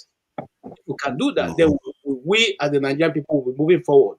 But let me tell you something. I say it again. Sowore, I will not say that everything he says I agree with, but I cannot condemn him. I cannot say he's wasting his time. No, the man is better than me. He has put his life on the line. I will not put my life on the line. God will bless you, KJ. God will bless you. Yeah, I think that's a fair point. Yeah, I'm going to respond to what he said. A fair point, Because he said. you picked I everything wanted to I contribute said. to what if not Let me now. respond. Can I respond to what he said? He really attacked my own. Okay, briefly, so that Massacre can speak. He hasn't said anything. I don't know if it's by intentional or whatever, but I know, KJ, you intentionally picked on what I said. And I'm going to repeat myself. You removed the context from what I said. What I'm saying is that if he really is running for presidency with the conviction that he hoped to win, the struggle that he said I've been involved in, that he should make it count. And how does he make it count? Don't do things that will be reducing your number instead of increasing it. You win an election by number. You don't make statements that will reduce the number of people, that will take people away from your camp, that is not increased. How many votes did he score in the first election? How many did he score in the second one following it? And he's fond of making utterances that will isolate people from him. That's true. As a politician who really want to win an election, you don't say, I don't care if anybody votes me or not. No, every vote counts, especially when it's unnecessary. Sorry, with due respect, what does Sowore in person? Now, I'm not trying to attack him, but what does he really have to show that he can actually rule Nigerians apart from the activism? Because we really need to look into that. Because you mentioned about Aminu Kano. I believe that Aminu Kano will have done something different. Jefferson, okay. Let's try to be fair to each other. Jefferson, yeah, I know you haven't said a lot, but Massacre hasn't said anything at all. And electricity, I did say that, please, Massacre, just hold on. I know you have been patient. Electricity, and Massacre is in Nigeria. We have to give him a bit of an executive. Massacre, please go ahead. It's very hard though. By the way, how much can we use to kick KJ out? $200 and I'll be out. And I will not I don't know. $200 and I will say bye. KJ has put himself up for $200. Yeah. Who cares about that? Please go ahead, Massacre. All right. Good evening, everybody. Good to see you guys. I must say that I miss you guys. And so it's good to be back with you guys, even if it's just briefly. Now, I actually didn't join to talk about Sowore, but now, if not now, has actually pinched me. I would have to talk about Sowore, but essentially I just come to pay homage to people like Jim, Toad, KJ, Electricity, and even if not now, and to tell forefathers that, look, he's doing a great job. Well done, forefathers. I admire the fact that people attack you personally and directly, but you have refused to be cowed or to be moved from your convictions. Well done. The reason why I came in actually was to commend John Abba, because when Pansat was making some allusions, I was shocked that John Abba actually came and was refuting Pansat. But now that, like I said, if not now has pinched me, what I will say is just to re-echo what KJ has said. I would also bow my head down and say, in all honesty, none of us in this platform should be able to have the temerity to attack Sowore, because that would be ridiculous. Like KJ said, I bow my head. Sowore is better than me. What he is doing is what all of us should actually volunteer to do. We're all supposed to be Sowore's. Live where we are, leave our comfort zone, come and fight for the country we say we love. But all we can do is go on YouTube. Anything further than YouTube, we don't go. By So fighting it's for the president. you may not like, no, please don't join issues with me. I'm not attacking your view. I'm just simply talking about myself. And by extension, I'm just like anyone on this platform. We are Nigerians. We are passionate about the country. We are supposed to solve the problem of the country. All I'm saying is that Sowore is better than me. I need to be of the same courage with the guy. I need to be at the same level of sacrifice with that guy. But unfortunately, I am not at that level. I must acknowledge that. That's all I'm saying. And that anybody who is not different from me, who is a Nigerian, who is passionate about the country and lacks the courage, lacks the capacity to make the sacrifice and be like Sowore, should absolutely not have the temerity to be insulting his person and be judging his method or even his speeches. When you are there out there and you have more votes than Sowore, then you can begin to lecture people on how Sowore should go about it. For Sowore, I think I will stop there. And unfortunately, you people have kicked Jagun out. But I wanted to also tell Jagun that he is attacking other people or being tribalistic. But I can see that he's gradually turning into a tribal person also. I rest my case there. Thank you. I appreciate it. I think who wants to respond? I think Yeah, I think there's an echo coming back. it's KJ, can on you now. mute, please? It's not me. Electricity, speak, please. All right, it's yes, I'm a little bit confused here. Those of you that say Sowore is better than you guys, certainly is not better than me. Just because he's an activist, or just because he lays his life, this and that. We're talking about patriotism. We all, in one way or the other, in our own ways, are patriotic to the country. And some are not patriotic to the country. He volunteered himself. Nobody forced him. Yes, we should not attack somebody's person. But KJ, you are a journalist, for crying out loud. And you know what matters a lot. Some people are coached on what to say. They even tell them when they say something wrong, come back and retract it. Government officials, president, they said because this doesn't sit well, it's not going to get you the vote, or it's not going to get you the support that you need. So it matters a lot. So as a journalist, some people, they have speech writers who write speech for them. They say, no, this thing you are writing, if you say it to the crowd will stone you to death. No, we have to, and it goes through the fine thin line. It needs the numbers. And for crying out loud, any utterances that doesn't sit well, it ain't going to gain the numbers. Politics is about numbers. God bless you. It is about numbers. So those of you who say Sowore is better than you, congratulations. He's not better than me because he has his own quality. I have my own quality. And if he claims to be patriotic, for crying out loud, this is about country, not about Peter Obi, not about what's his name, Atiku, not about Tinubu, it's about the country. If he cares so much about the country, he has opportunity when the election was cancelled to come out and galvanize people. And whether he likes Peter Obi or he doesn't like Peter Obi, that is irrelevant. So I don't understand when we say he make a comment. That is the public will judge what he says. We'll scrutinize even on this platform. When we say things, all of us were, I was attacking Jagun for what he said. Jagun could be an activist. It could be the president. And I'll tell him this thing is wrong for the president to say.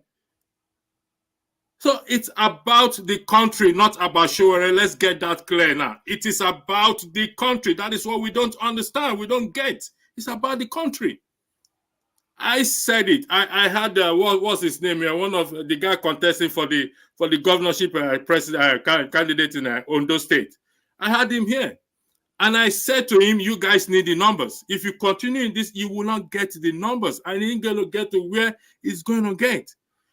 In politics, people compromise that. Not necessarily that they compromise their principles, but at least they compromise certain things to get there. If it truly, I state this categorically for the record, if he truly cares about the country, he won't go about saying, "Oh, I don't like P2B, I don't like this and that." There's some comment he cannot make in public. As a public figure, as somebody that wants to be president, he can't afford to do that. And those who are advising him or applauding him that they can say whatever he wants to say, well, good luck to them. Long may he live. Hope he will see that Aso Rock one day. That's I quite guarantee passionate. you, if he continue this way, he will never smell the gate of Aso Rock.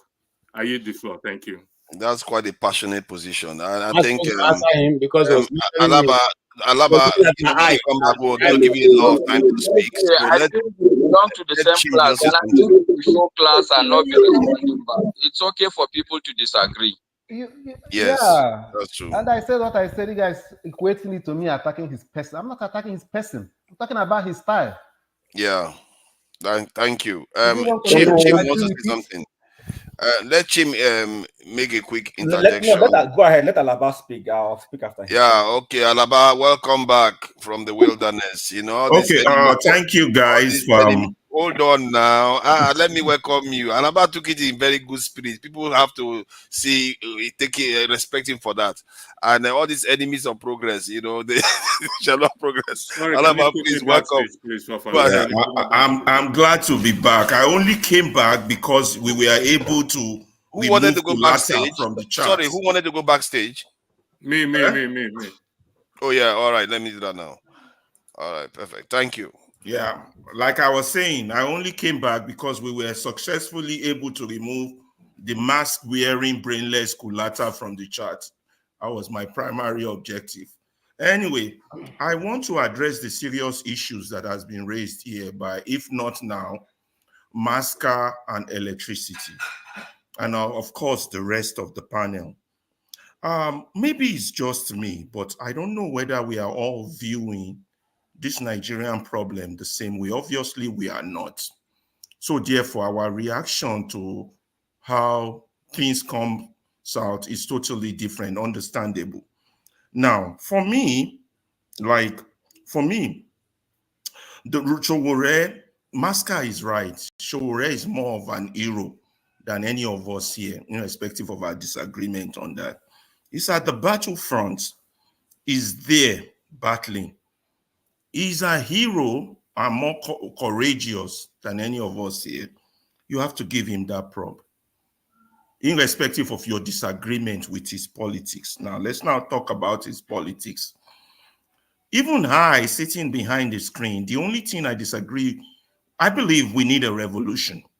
The country is so bad and rotten, we need a total U-turn from what we have known before. We need a revolution of the mind. Now, if a bloody revolution happens, all the best. But if it doesn't happen, we definitely need a revolution of the mind. We need what Christians call Nigeria needs to be reborn, born again. We need what the Yorubas call Toba Bini, Amantureni Bini. They've given birth to Nigeria, but Nigeria has to rebirth itself. You born yourself again. And we are not there. And Sowore is right when he says Obi is part of the establishment. The establishment made Obi. Yes, he's a millionaire. Yes, he's incorruptible. But yet he's a child of that establishment. And he rightly so, he himself acknowledges, he calls everyone in the establishment my elder brother. my uncle. It's not a sign of respect. It's a sign of deference and loyalty to what made him. And this is where Obi lacks spine, because Obi cannot bite the hands that feed him. I know you, all obedient, and those who love Obi so dearly believe Obi can deliver us even if he wins. But that's the misnomer that the future will tell us. But let's leave that. Now, in terms of strategy, personally, I feel Obi has failed. I feel Sowore has failed, because they engage in this battle strategically to see who drives the bus, but the engine and the tires of the bus are gone. Keep it. Keep it. The tires of the bus are gone. You understand? So, if that is the case, and they all truly love Nigeria, then their strategy would be different. But because everybody is playing to the political gallery, you understand, the strategy is still the same. System has been captured, yet you want to run again. You're looking for the right political party. Even your party with which you come under doesn't even have the right philosophical ideology. I'm talking of the OBs now. The same thing, Sowore, the party you're coming across does not also have the right philosophical ideology. Yeah, you might be socialist and anti-corruption in your party ideology, but the people that follows you within that party don't necessarily share that view. So you have not raised an army of followers for what you want. And then both of you are now presenting yourself to Nigerians. Yes, Nigerians, in our blissful ignorance, we accept anything that's presented to us. And that is why we are clogged and the wheel is not working. We keep doing the same thing over and over and over again, and we are getting the same result. So let those who are in support of Obi not be so critical of Sowore, because they themselves have failed. Let me tell you one thing I always ask myself, and I know all of you here. You've all here so concerned about Nigeria. You come here, you talk, you do this. There's a position you stand, that's why you come here, that says Nigeria is not going the right direction. Has anybody ever contacted you and say, come and join us? We believe what you believe. This is what the likes of Obi should be doing, or the likes of Sowore should be doing. Mobilization. You understand? On a different platform, not political partying, not politics as we know it, because that politics we play is flawed unless we want to deceive ourselves. And we Nigerians, we don't like to tell each other the truth. We will beat around the truth, we will dance around, particularly those of us educated. That truth is so hard for us to eat on the head. So we don't say it. It's not working. Political dispensation will not get us there. So what we need is a coalition of the willing. And when I throw that question at Sowore, although he misunderstood my question, he thought it was a personal attack on his person. And he first of all spent half of that question defending his person on what he has done. Highly cherished. But what we should be doing now, a year after a disputed election, the rules of engagement has not changed. A movement has not been formed. We are still talking as if we are running for 2023 election. It is sad. Everybody comes here, defend their man. My thief is better than yours. That's the approach we keep taking to this argument. Our argument is not about who drives the bus. Our argument is who will build the engine, who will change the tires of this bus. Because as long as the engine and the tires are gone, that bus called Nigeria is not going anywhere. And we know it. We feel it. People are calling us from home. The price of their livelihood is going up. But we all want to continue to deceive ourselves. So if the likes of Obi and Sowore, who are at the battlefront of the fight, don't know this, then we are in trouble. That the question is, if they know this, why are they still taking the same old strategy? You see, why are they? I have to stop there now. I have to take this call. I have an emergency. Sorry. All right, then. Thank you, Alaba. I think Electricity wanted to say something quickly. I just want to ask a question. I beg your indulgence. I know I just spoken. The claim that P2B is part of the establishment because he addressed people as uncle and everything. What evidence do we have?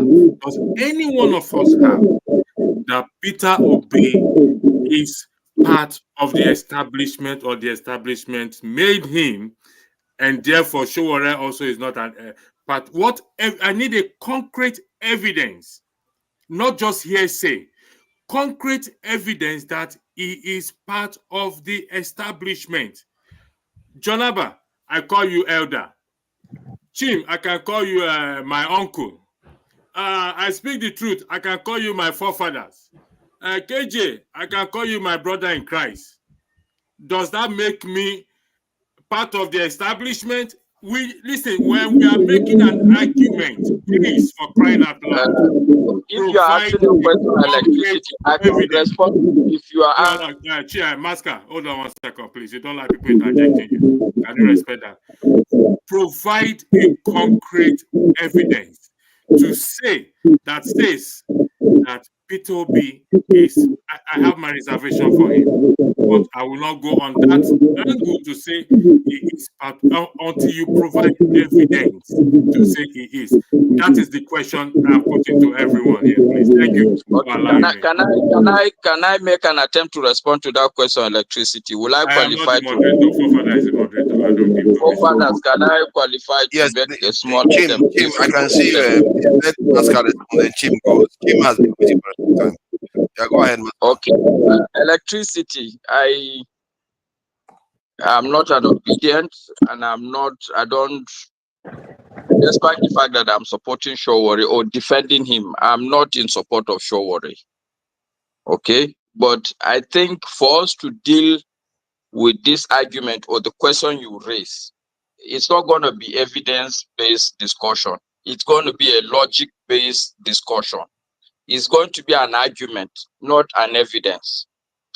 My argument that I will give you is very simple. Okay? If you are a vice presidential candidate of PDP, if you run under PDP as vice president of Atiku Abubakar, it is so logical to me that the fact that today you are in Labour Party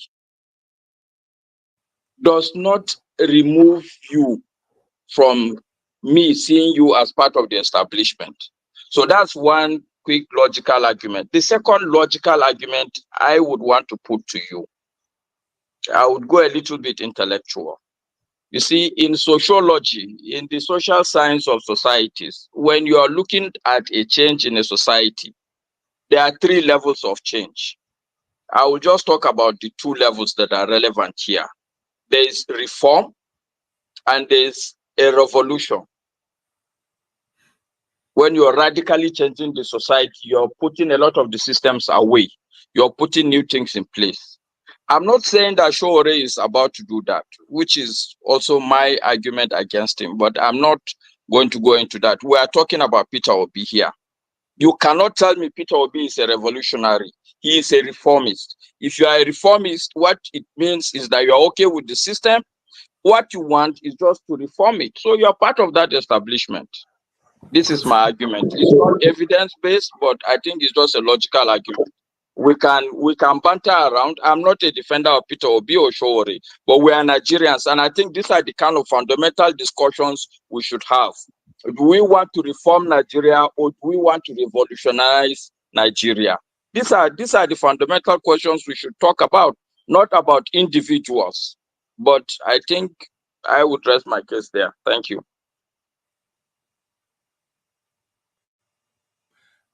Hello? Forefathers, can I go ahead? Yes, please, go ahead. Thank you for your patience. All right, no problem. It's okay. Masker, I totally agree with your submission. But I just want to remind us, you see, I think we're taking some of these things a bit too far. So, first and foremost, I'm not going to bash Sowore. When it comes to the 2023, was it 2023 we had the election, or 2022? Sorry, please, guys. I'm forgetting. I think it was 2022, please.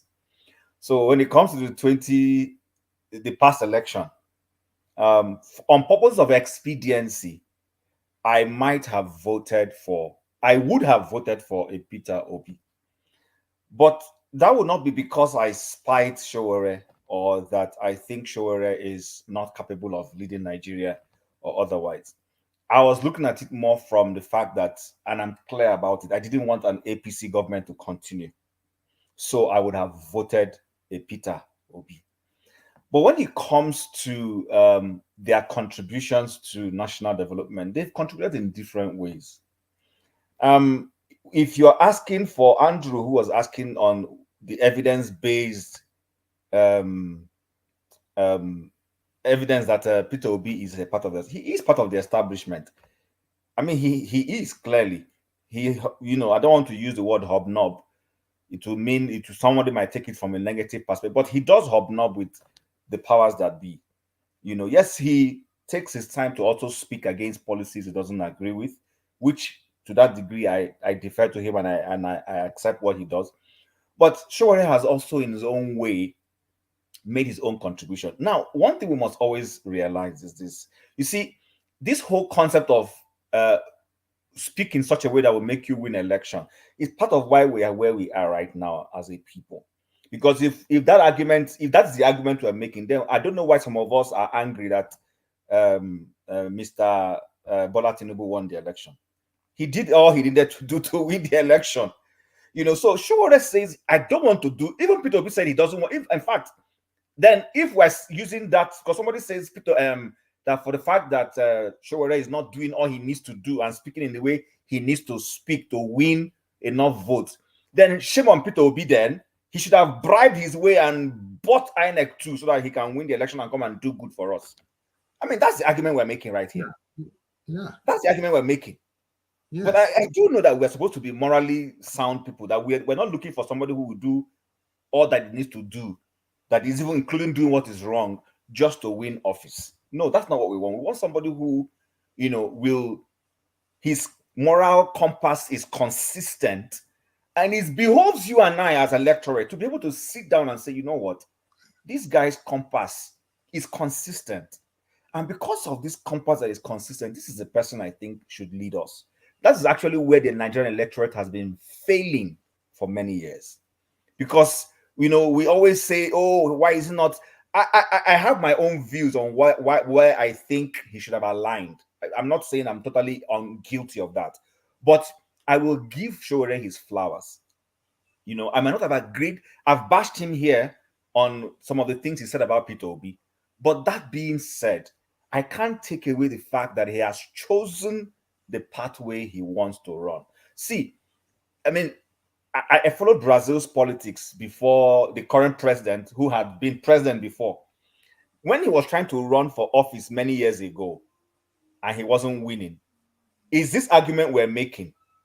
But the man stuck his grounds, stayed the course as a welfarist/socialist, and eventually Brazilians began to see the benefit of having him as their president, and they voted him, and he became president for 8 years the previous time before he left, and came back the second time that he has come back.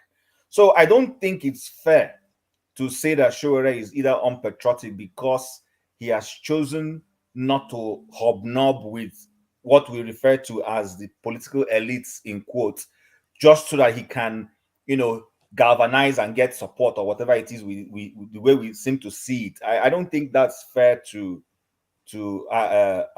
accuse him of. He is playing his own role. He might never be president, but perhaps his role, his advocacy, his alertness might help in one way or the other down the line to get us to the kind of society that we're looking for. Many people are not going to be president. There's a lady running for office in America. She's not even going to get a quarter of anything the two leading candidates will get. But she's making, there are people who are going to say, I mean, I watched a video where some people say they will not vote for either Trump or Harris. They will vote for Jill Stein or whatever her name is. That's politics. You understand? And the woman is not going to change her stand just because she wants to appeal to everybody. So it behoves those who believe that, you know what, looking at the moral compass you believe in, that perhaps Sowore represents enough of that to be able to give them your vote. And if you think otherwise, and you think it's Peter Obi or you think it's Bola Tinubu, fair enough. I don't have a problem with that. Go ahead. My only problem in the whole Nigerian issue is this stealing of election. Anybody who has listened to me enough knows that this is just the only thing I don't like. Stop stealing election. Let people's vote count. If anybody says they want to vote for Tinubu and Tinubu gains enough moral votes that are not tainted, beautiful. I don't have a problem with him. If it is Peter Obi, if it is Atiku, or if it is Sowore, fair enough. That's where I stand. But to question the man's contribution to national development, I think is not fair. And just by the way, before I end, there's the news about, I don't know how true it is, that our chief of army staff has spy. Okay. There's forth and back on it. So anybody who has the correct information, please let us know. Thanks. Thank you for that. Thank you for that. Jefferson has been immensely patient. A lot of people have been very patient. You know, they want Tone, okay, Tony, okay, I see you there. And KJ hasn't said anything for a long time too. Tone too, the same. And Jonaba just joined us. So Jefferson, you know, this is a case of purist versus people that want to collaborate, revolutionary person versus reformists. So I don't know what you make of it, but please go ahead. All right. So first of all, I want to thank the views of Chim, Ferreira, and Masca for, and most especially, if not now, I mean, for bringing out the perspective of all these things. Because at the end of the day, what we actually want is a way forward. You know, you cannot rule out the fact. I mean, the two candidates, it's so obvious they have their own line of thought. You know, so I'm not going to really. I'm not going to really go into that, but definitely you need a platform. You definitely need a platform to start somewhere, you know. So looking at Sowore, yes, he has a platform, he's an activist, but definitely if he's going to be the one that will take us to the next level, we need to see more substance from him, apart from the activism on what he can do to move the country forward, because that's very, very important. Because you definitely need a product. You never need a product to sell for Nigerians to see that, oh, if this guy can be able to implement it on the national level, he will take us to where we are going. And he needs to do something, even the work in the government or is a philanthropist or something, we need to see something on the other side, apart from what he's fighting for now, which is very, very natural. On the side of Obi, he has his own track record. He has been a businessman. He has been a governor, and he was equally an advisor in Jonathan's government. So from his past antecedents, we can actually see that his work is speaking out for him. And even currently, as we speak, he's also doing humanitarian services on the personal note, so which is equally commendable. But you know, just like Ferrari said, we have been looking at savior, who will save us. But basically, what we need now is a reform. So I wanted to point the question to Ferreira, like, okay, look, what can we do different, or how can we go about reforming our minds? Because this is a very critical issue. If you look at the past Edo State election, you find that it was who had the highest, who had the money to buy the voters, and because unfortunately, from little observation, because LP didn't have money to share, the guy didn't have more chances, and I think it's a problem. How can we move out of that hunger mindset? Because currently, the critical issue with our electoral polity is the fact that Nigerians are very, very hungry. Apart from the hunger mindset, we need to have a reconstructive mindset. So what we need to do is to find a way to do like a reorientational program to resuscitize Nigerians. Of course, they will need to survive. And then make them understand that whatever the president or whatever all these our leaders are doing is not far-fetched from them. They can equally achieve that feat. So I think it's just something that we need to really work amongst ourselves. So guys, I don't know. This is what I have to say for now. That's my conclusion. Thank you. I think it's Tone. Okay, hasn't said anything for a while. Tone, okay, thank you. I saw you raise your hand once and you put it back down again. So please go ahead. Okay. It's Right. not Tone. No, sorry. It's not Tone, not you, Tone. Sorry, Tony. Okay, sorry about that. All right. My Okay, goodness, that's fine. what's wrong with me, Tony? Okay, so yeah, sorry about that. Go ahead. Okay, thank you, forefather. Thank you, everybody at the platform. Two things I want to say. First of all, I am an Obi supporter, and I admire him. I listen to him, and if I were in Nigeria, I'll vote for him. Now, as a supporter of Obi, I find it offensive for Sowore, even though I grant him the right to his opinion, to denigrate Obi and his character the way he has done. I mean, that won't win you an election. That won't make me vote for him. And I think the man who spoke, gentleman who spoke, did give a very candid advice to Sowore that you have done this the first time, you've done it the second time, and it's not working for you. So if you want something to work for you, if you want Nigerians to support you, it's important that your language, that you guide your language. I mean, you can say what you want to say without, going to the extent of trying to denigrate somebody as a way of winning an election. It will not work. So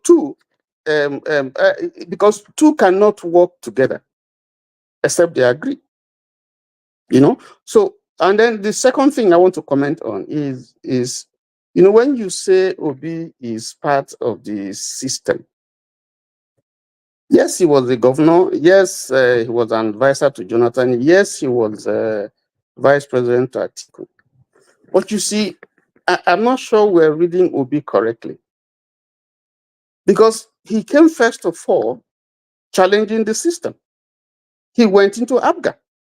ABGA had no governor, no senator, nothing. Nothing. They had absolutely no one. And they told him it was impossible. There was no way he was going to win. He ran that election, he contested that election, and he won. And even went to show that he's not part, the system resisted him. And they impeached him twice. No, you can't be part of the system and people are impeaching you. And he went to court and he won. And then when he became we don't need to go to his personal life as a business person, because he demonstrates a man whose moral standards, whose lifestyle, points the particular direction that leadership is lacking today in Nigeria. But if you look at when he was advisor to Jonathan, Dr. Okonjo-Iweala did say, and he wrote in his book, that when the issue of savings came, Obi was the only one of the lot who suggested that we should save. I'm talking about the Sovereign Wealth Fund. The only one. Now, you cannot be part of the system if you are opting out and saying, no, we have to do it differently. In every party, you have people who are at the center, who are at the left, who are at the right.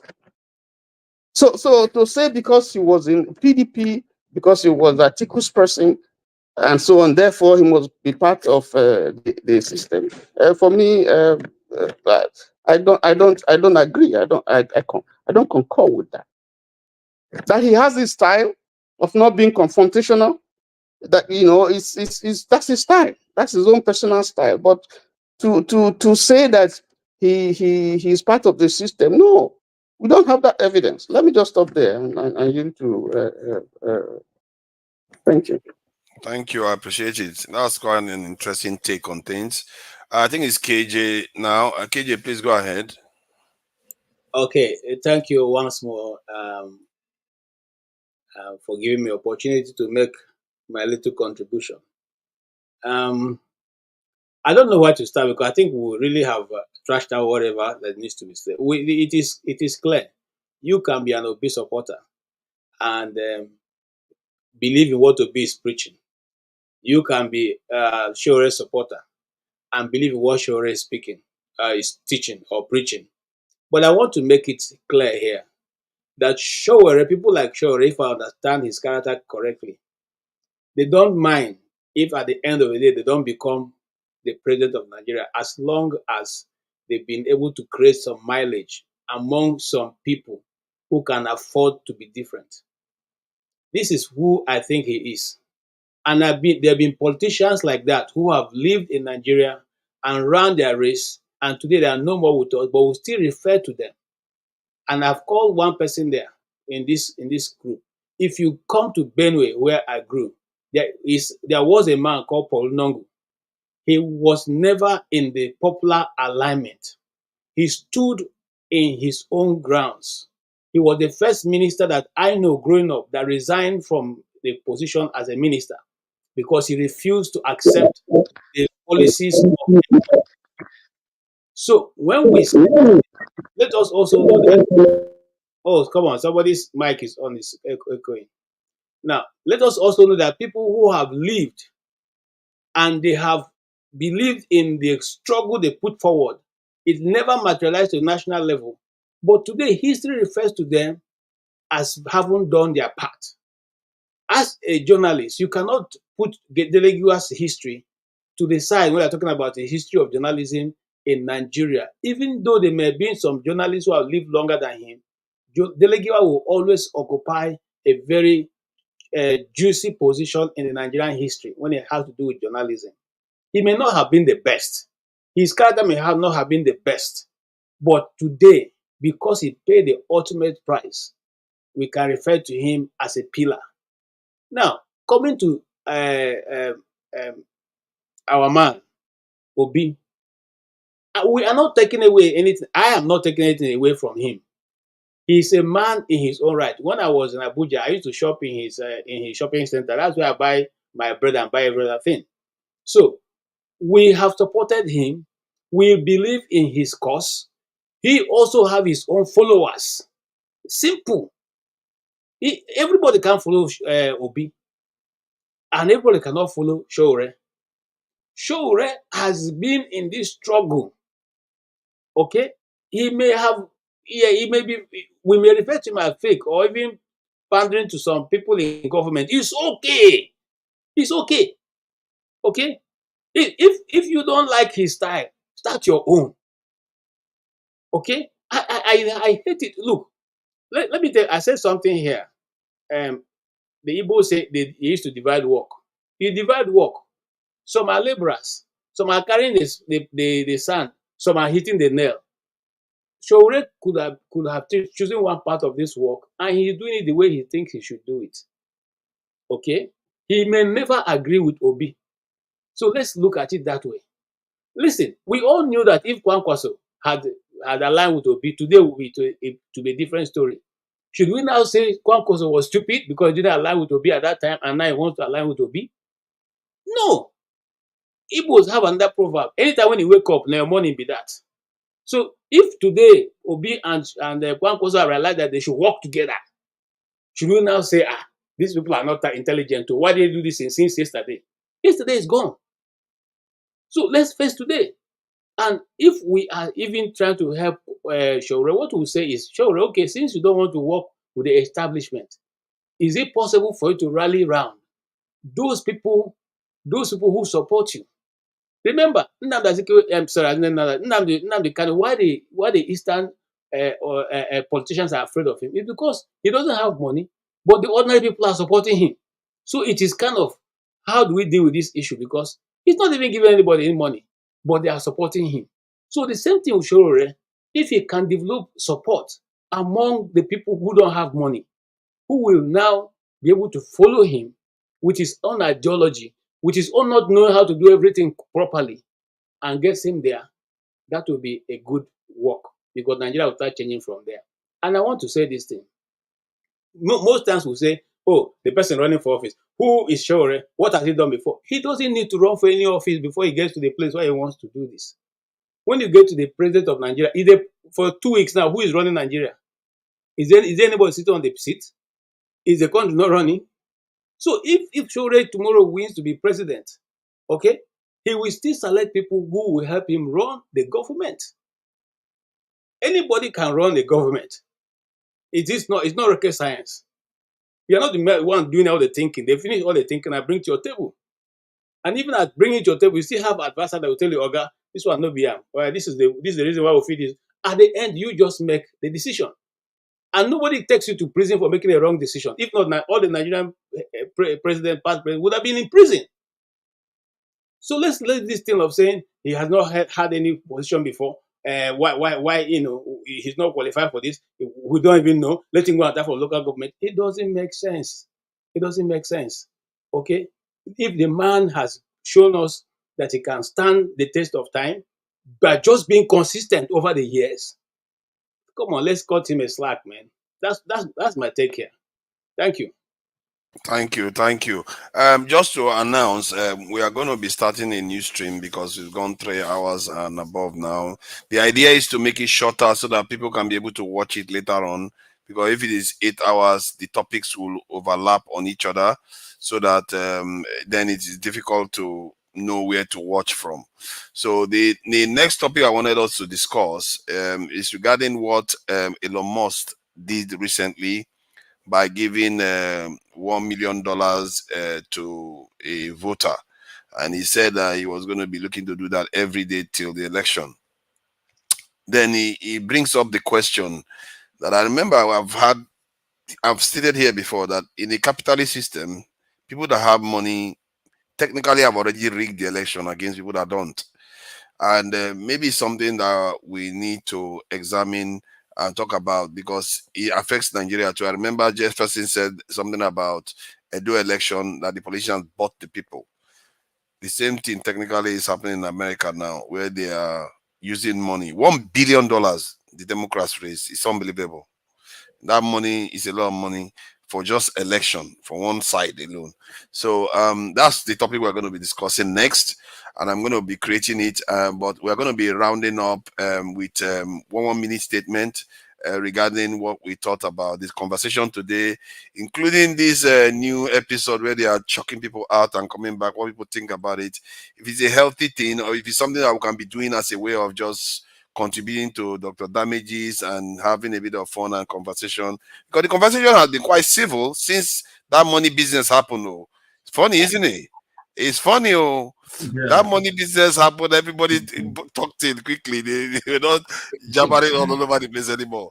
So who knows? Maybe it has some positive. So 1 minute. Let me start from Masca. Go ahead.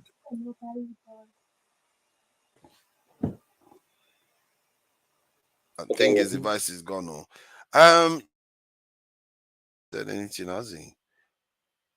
Janaba hasn't said anything. Hello. So, why don't we just end this one and then you have another one and then we continue from there? Forefathers, did you hear what Jim said? Sorry, I didn't get that. Say that again. Yeah, just end this one now and give us the next link so we come back and then continue from there. I'll do that now. Let me just do that. Give me 1 minute while Masca finishes submission. Okay, no, look, my submission on this, is it on the Sowore matter? I don't like talking about Sowore matter or Peter Obi for that matter, because I believe the problem of Nigeria is not an individualistic problem. Let's even assume that, let's say we get the best candidate we want. Let's assume, say, Peter Obi wins the election. He cannot be president of Nigeria for more than 8 years. What I truly believe is that the fundamentals in Nigeria, things like judiciary, things like police, even the military, things like corruption, insecurity. I mean, there are just so many fundamental problems that there is no way an individual, even if you give him 10 years, can solve most of these issues. So I always canvass that we need to look at things from a more fundamental perspective in terms of what is the problem with the country, what is required. For instance, I truly believe that the political system, the way we practice the politics in itself, and the way the parties are going are vindicating me. We have such a political system that always find a way of throwing out bad candidates, let's put it that way. Since my childhood, it has always been. I remembered when Obasanjo and what was the other guy? Obasanjo who contested? Ekweme? No, not Ekweme. That's inside PDP. I'm talking about after the primaries. Olufalaye. Yeah, so for me, I did not see Obasanjo as a credible candidate because of his military background. Olufalaye, because he was also part of the military, was the two people were all tied very closely to Babangida. And I was like, what is going on here? This is not asking me to make a choice. You're just presenting me with two, for me to choose who is a lesser evil for me. And this consistently have been the system we practice. So my submission is that as Nigerians, we need to begin to think deeply, think more fundamental, because this system is a rigged system. This I've come to see. And even from my studies, I've come to understand that the institutional framework we're operating within, even if you bring, let's say, who is a good leader today around the world that we feel is a very strong, good leader, you bring him to Nigeria, because of our institutional failure. This man, why you wake up and the next day the leader has run away. He's gone back to where he came from. So the problems are deeper than we're arguing about one person or another person. Our problems are deeper than personalities. I submit there. Sorry.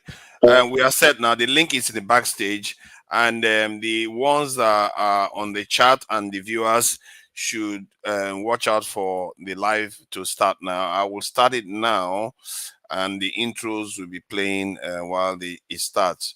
And you can join from this. You can join to the new stream using the link in the private chat. Is there? And those that want to join in the private chat from this main chat can also get the link here. Let me see if I can share it. Yeah. And yep, that's there now. So, yep.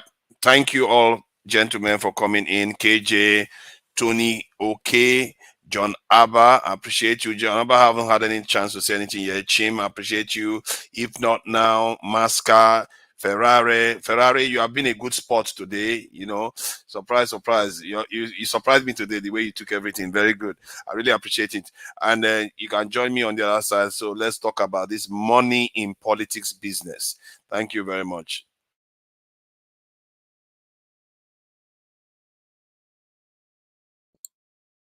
Don't put it there. Go and throw it away.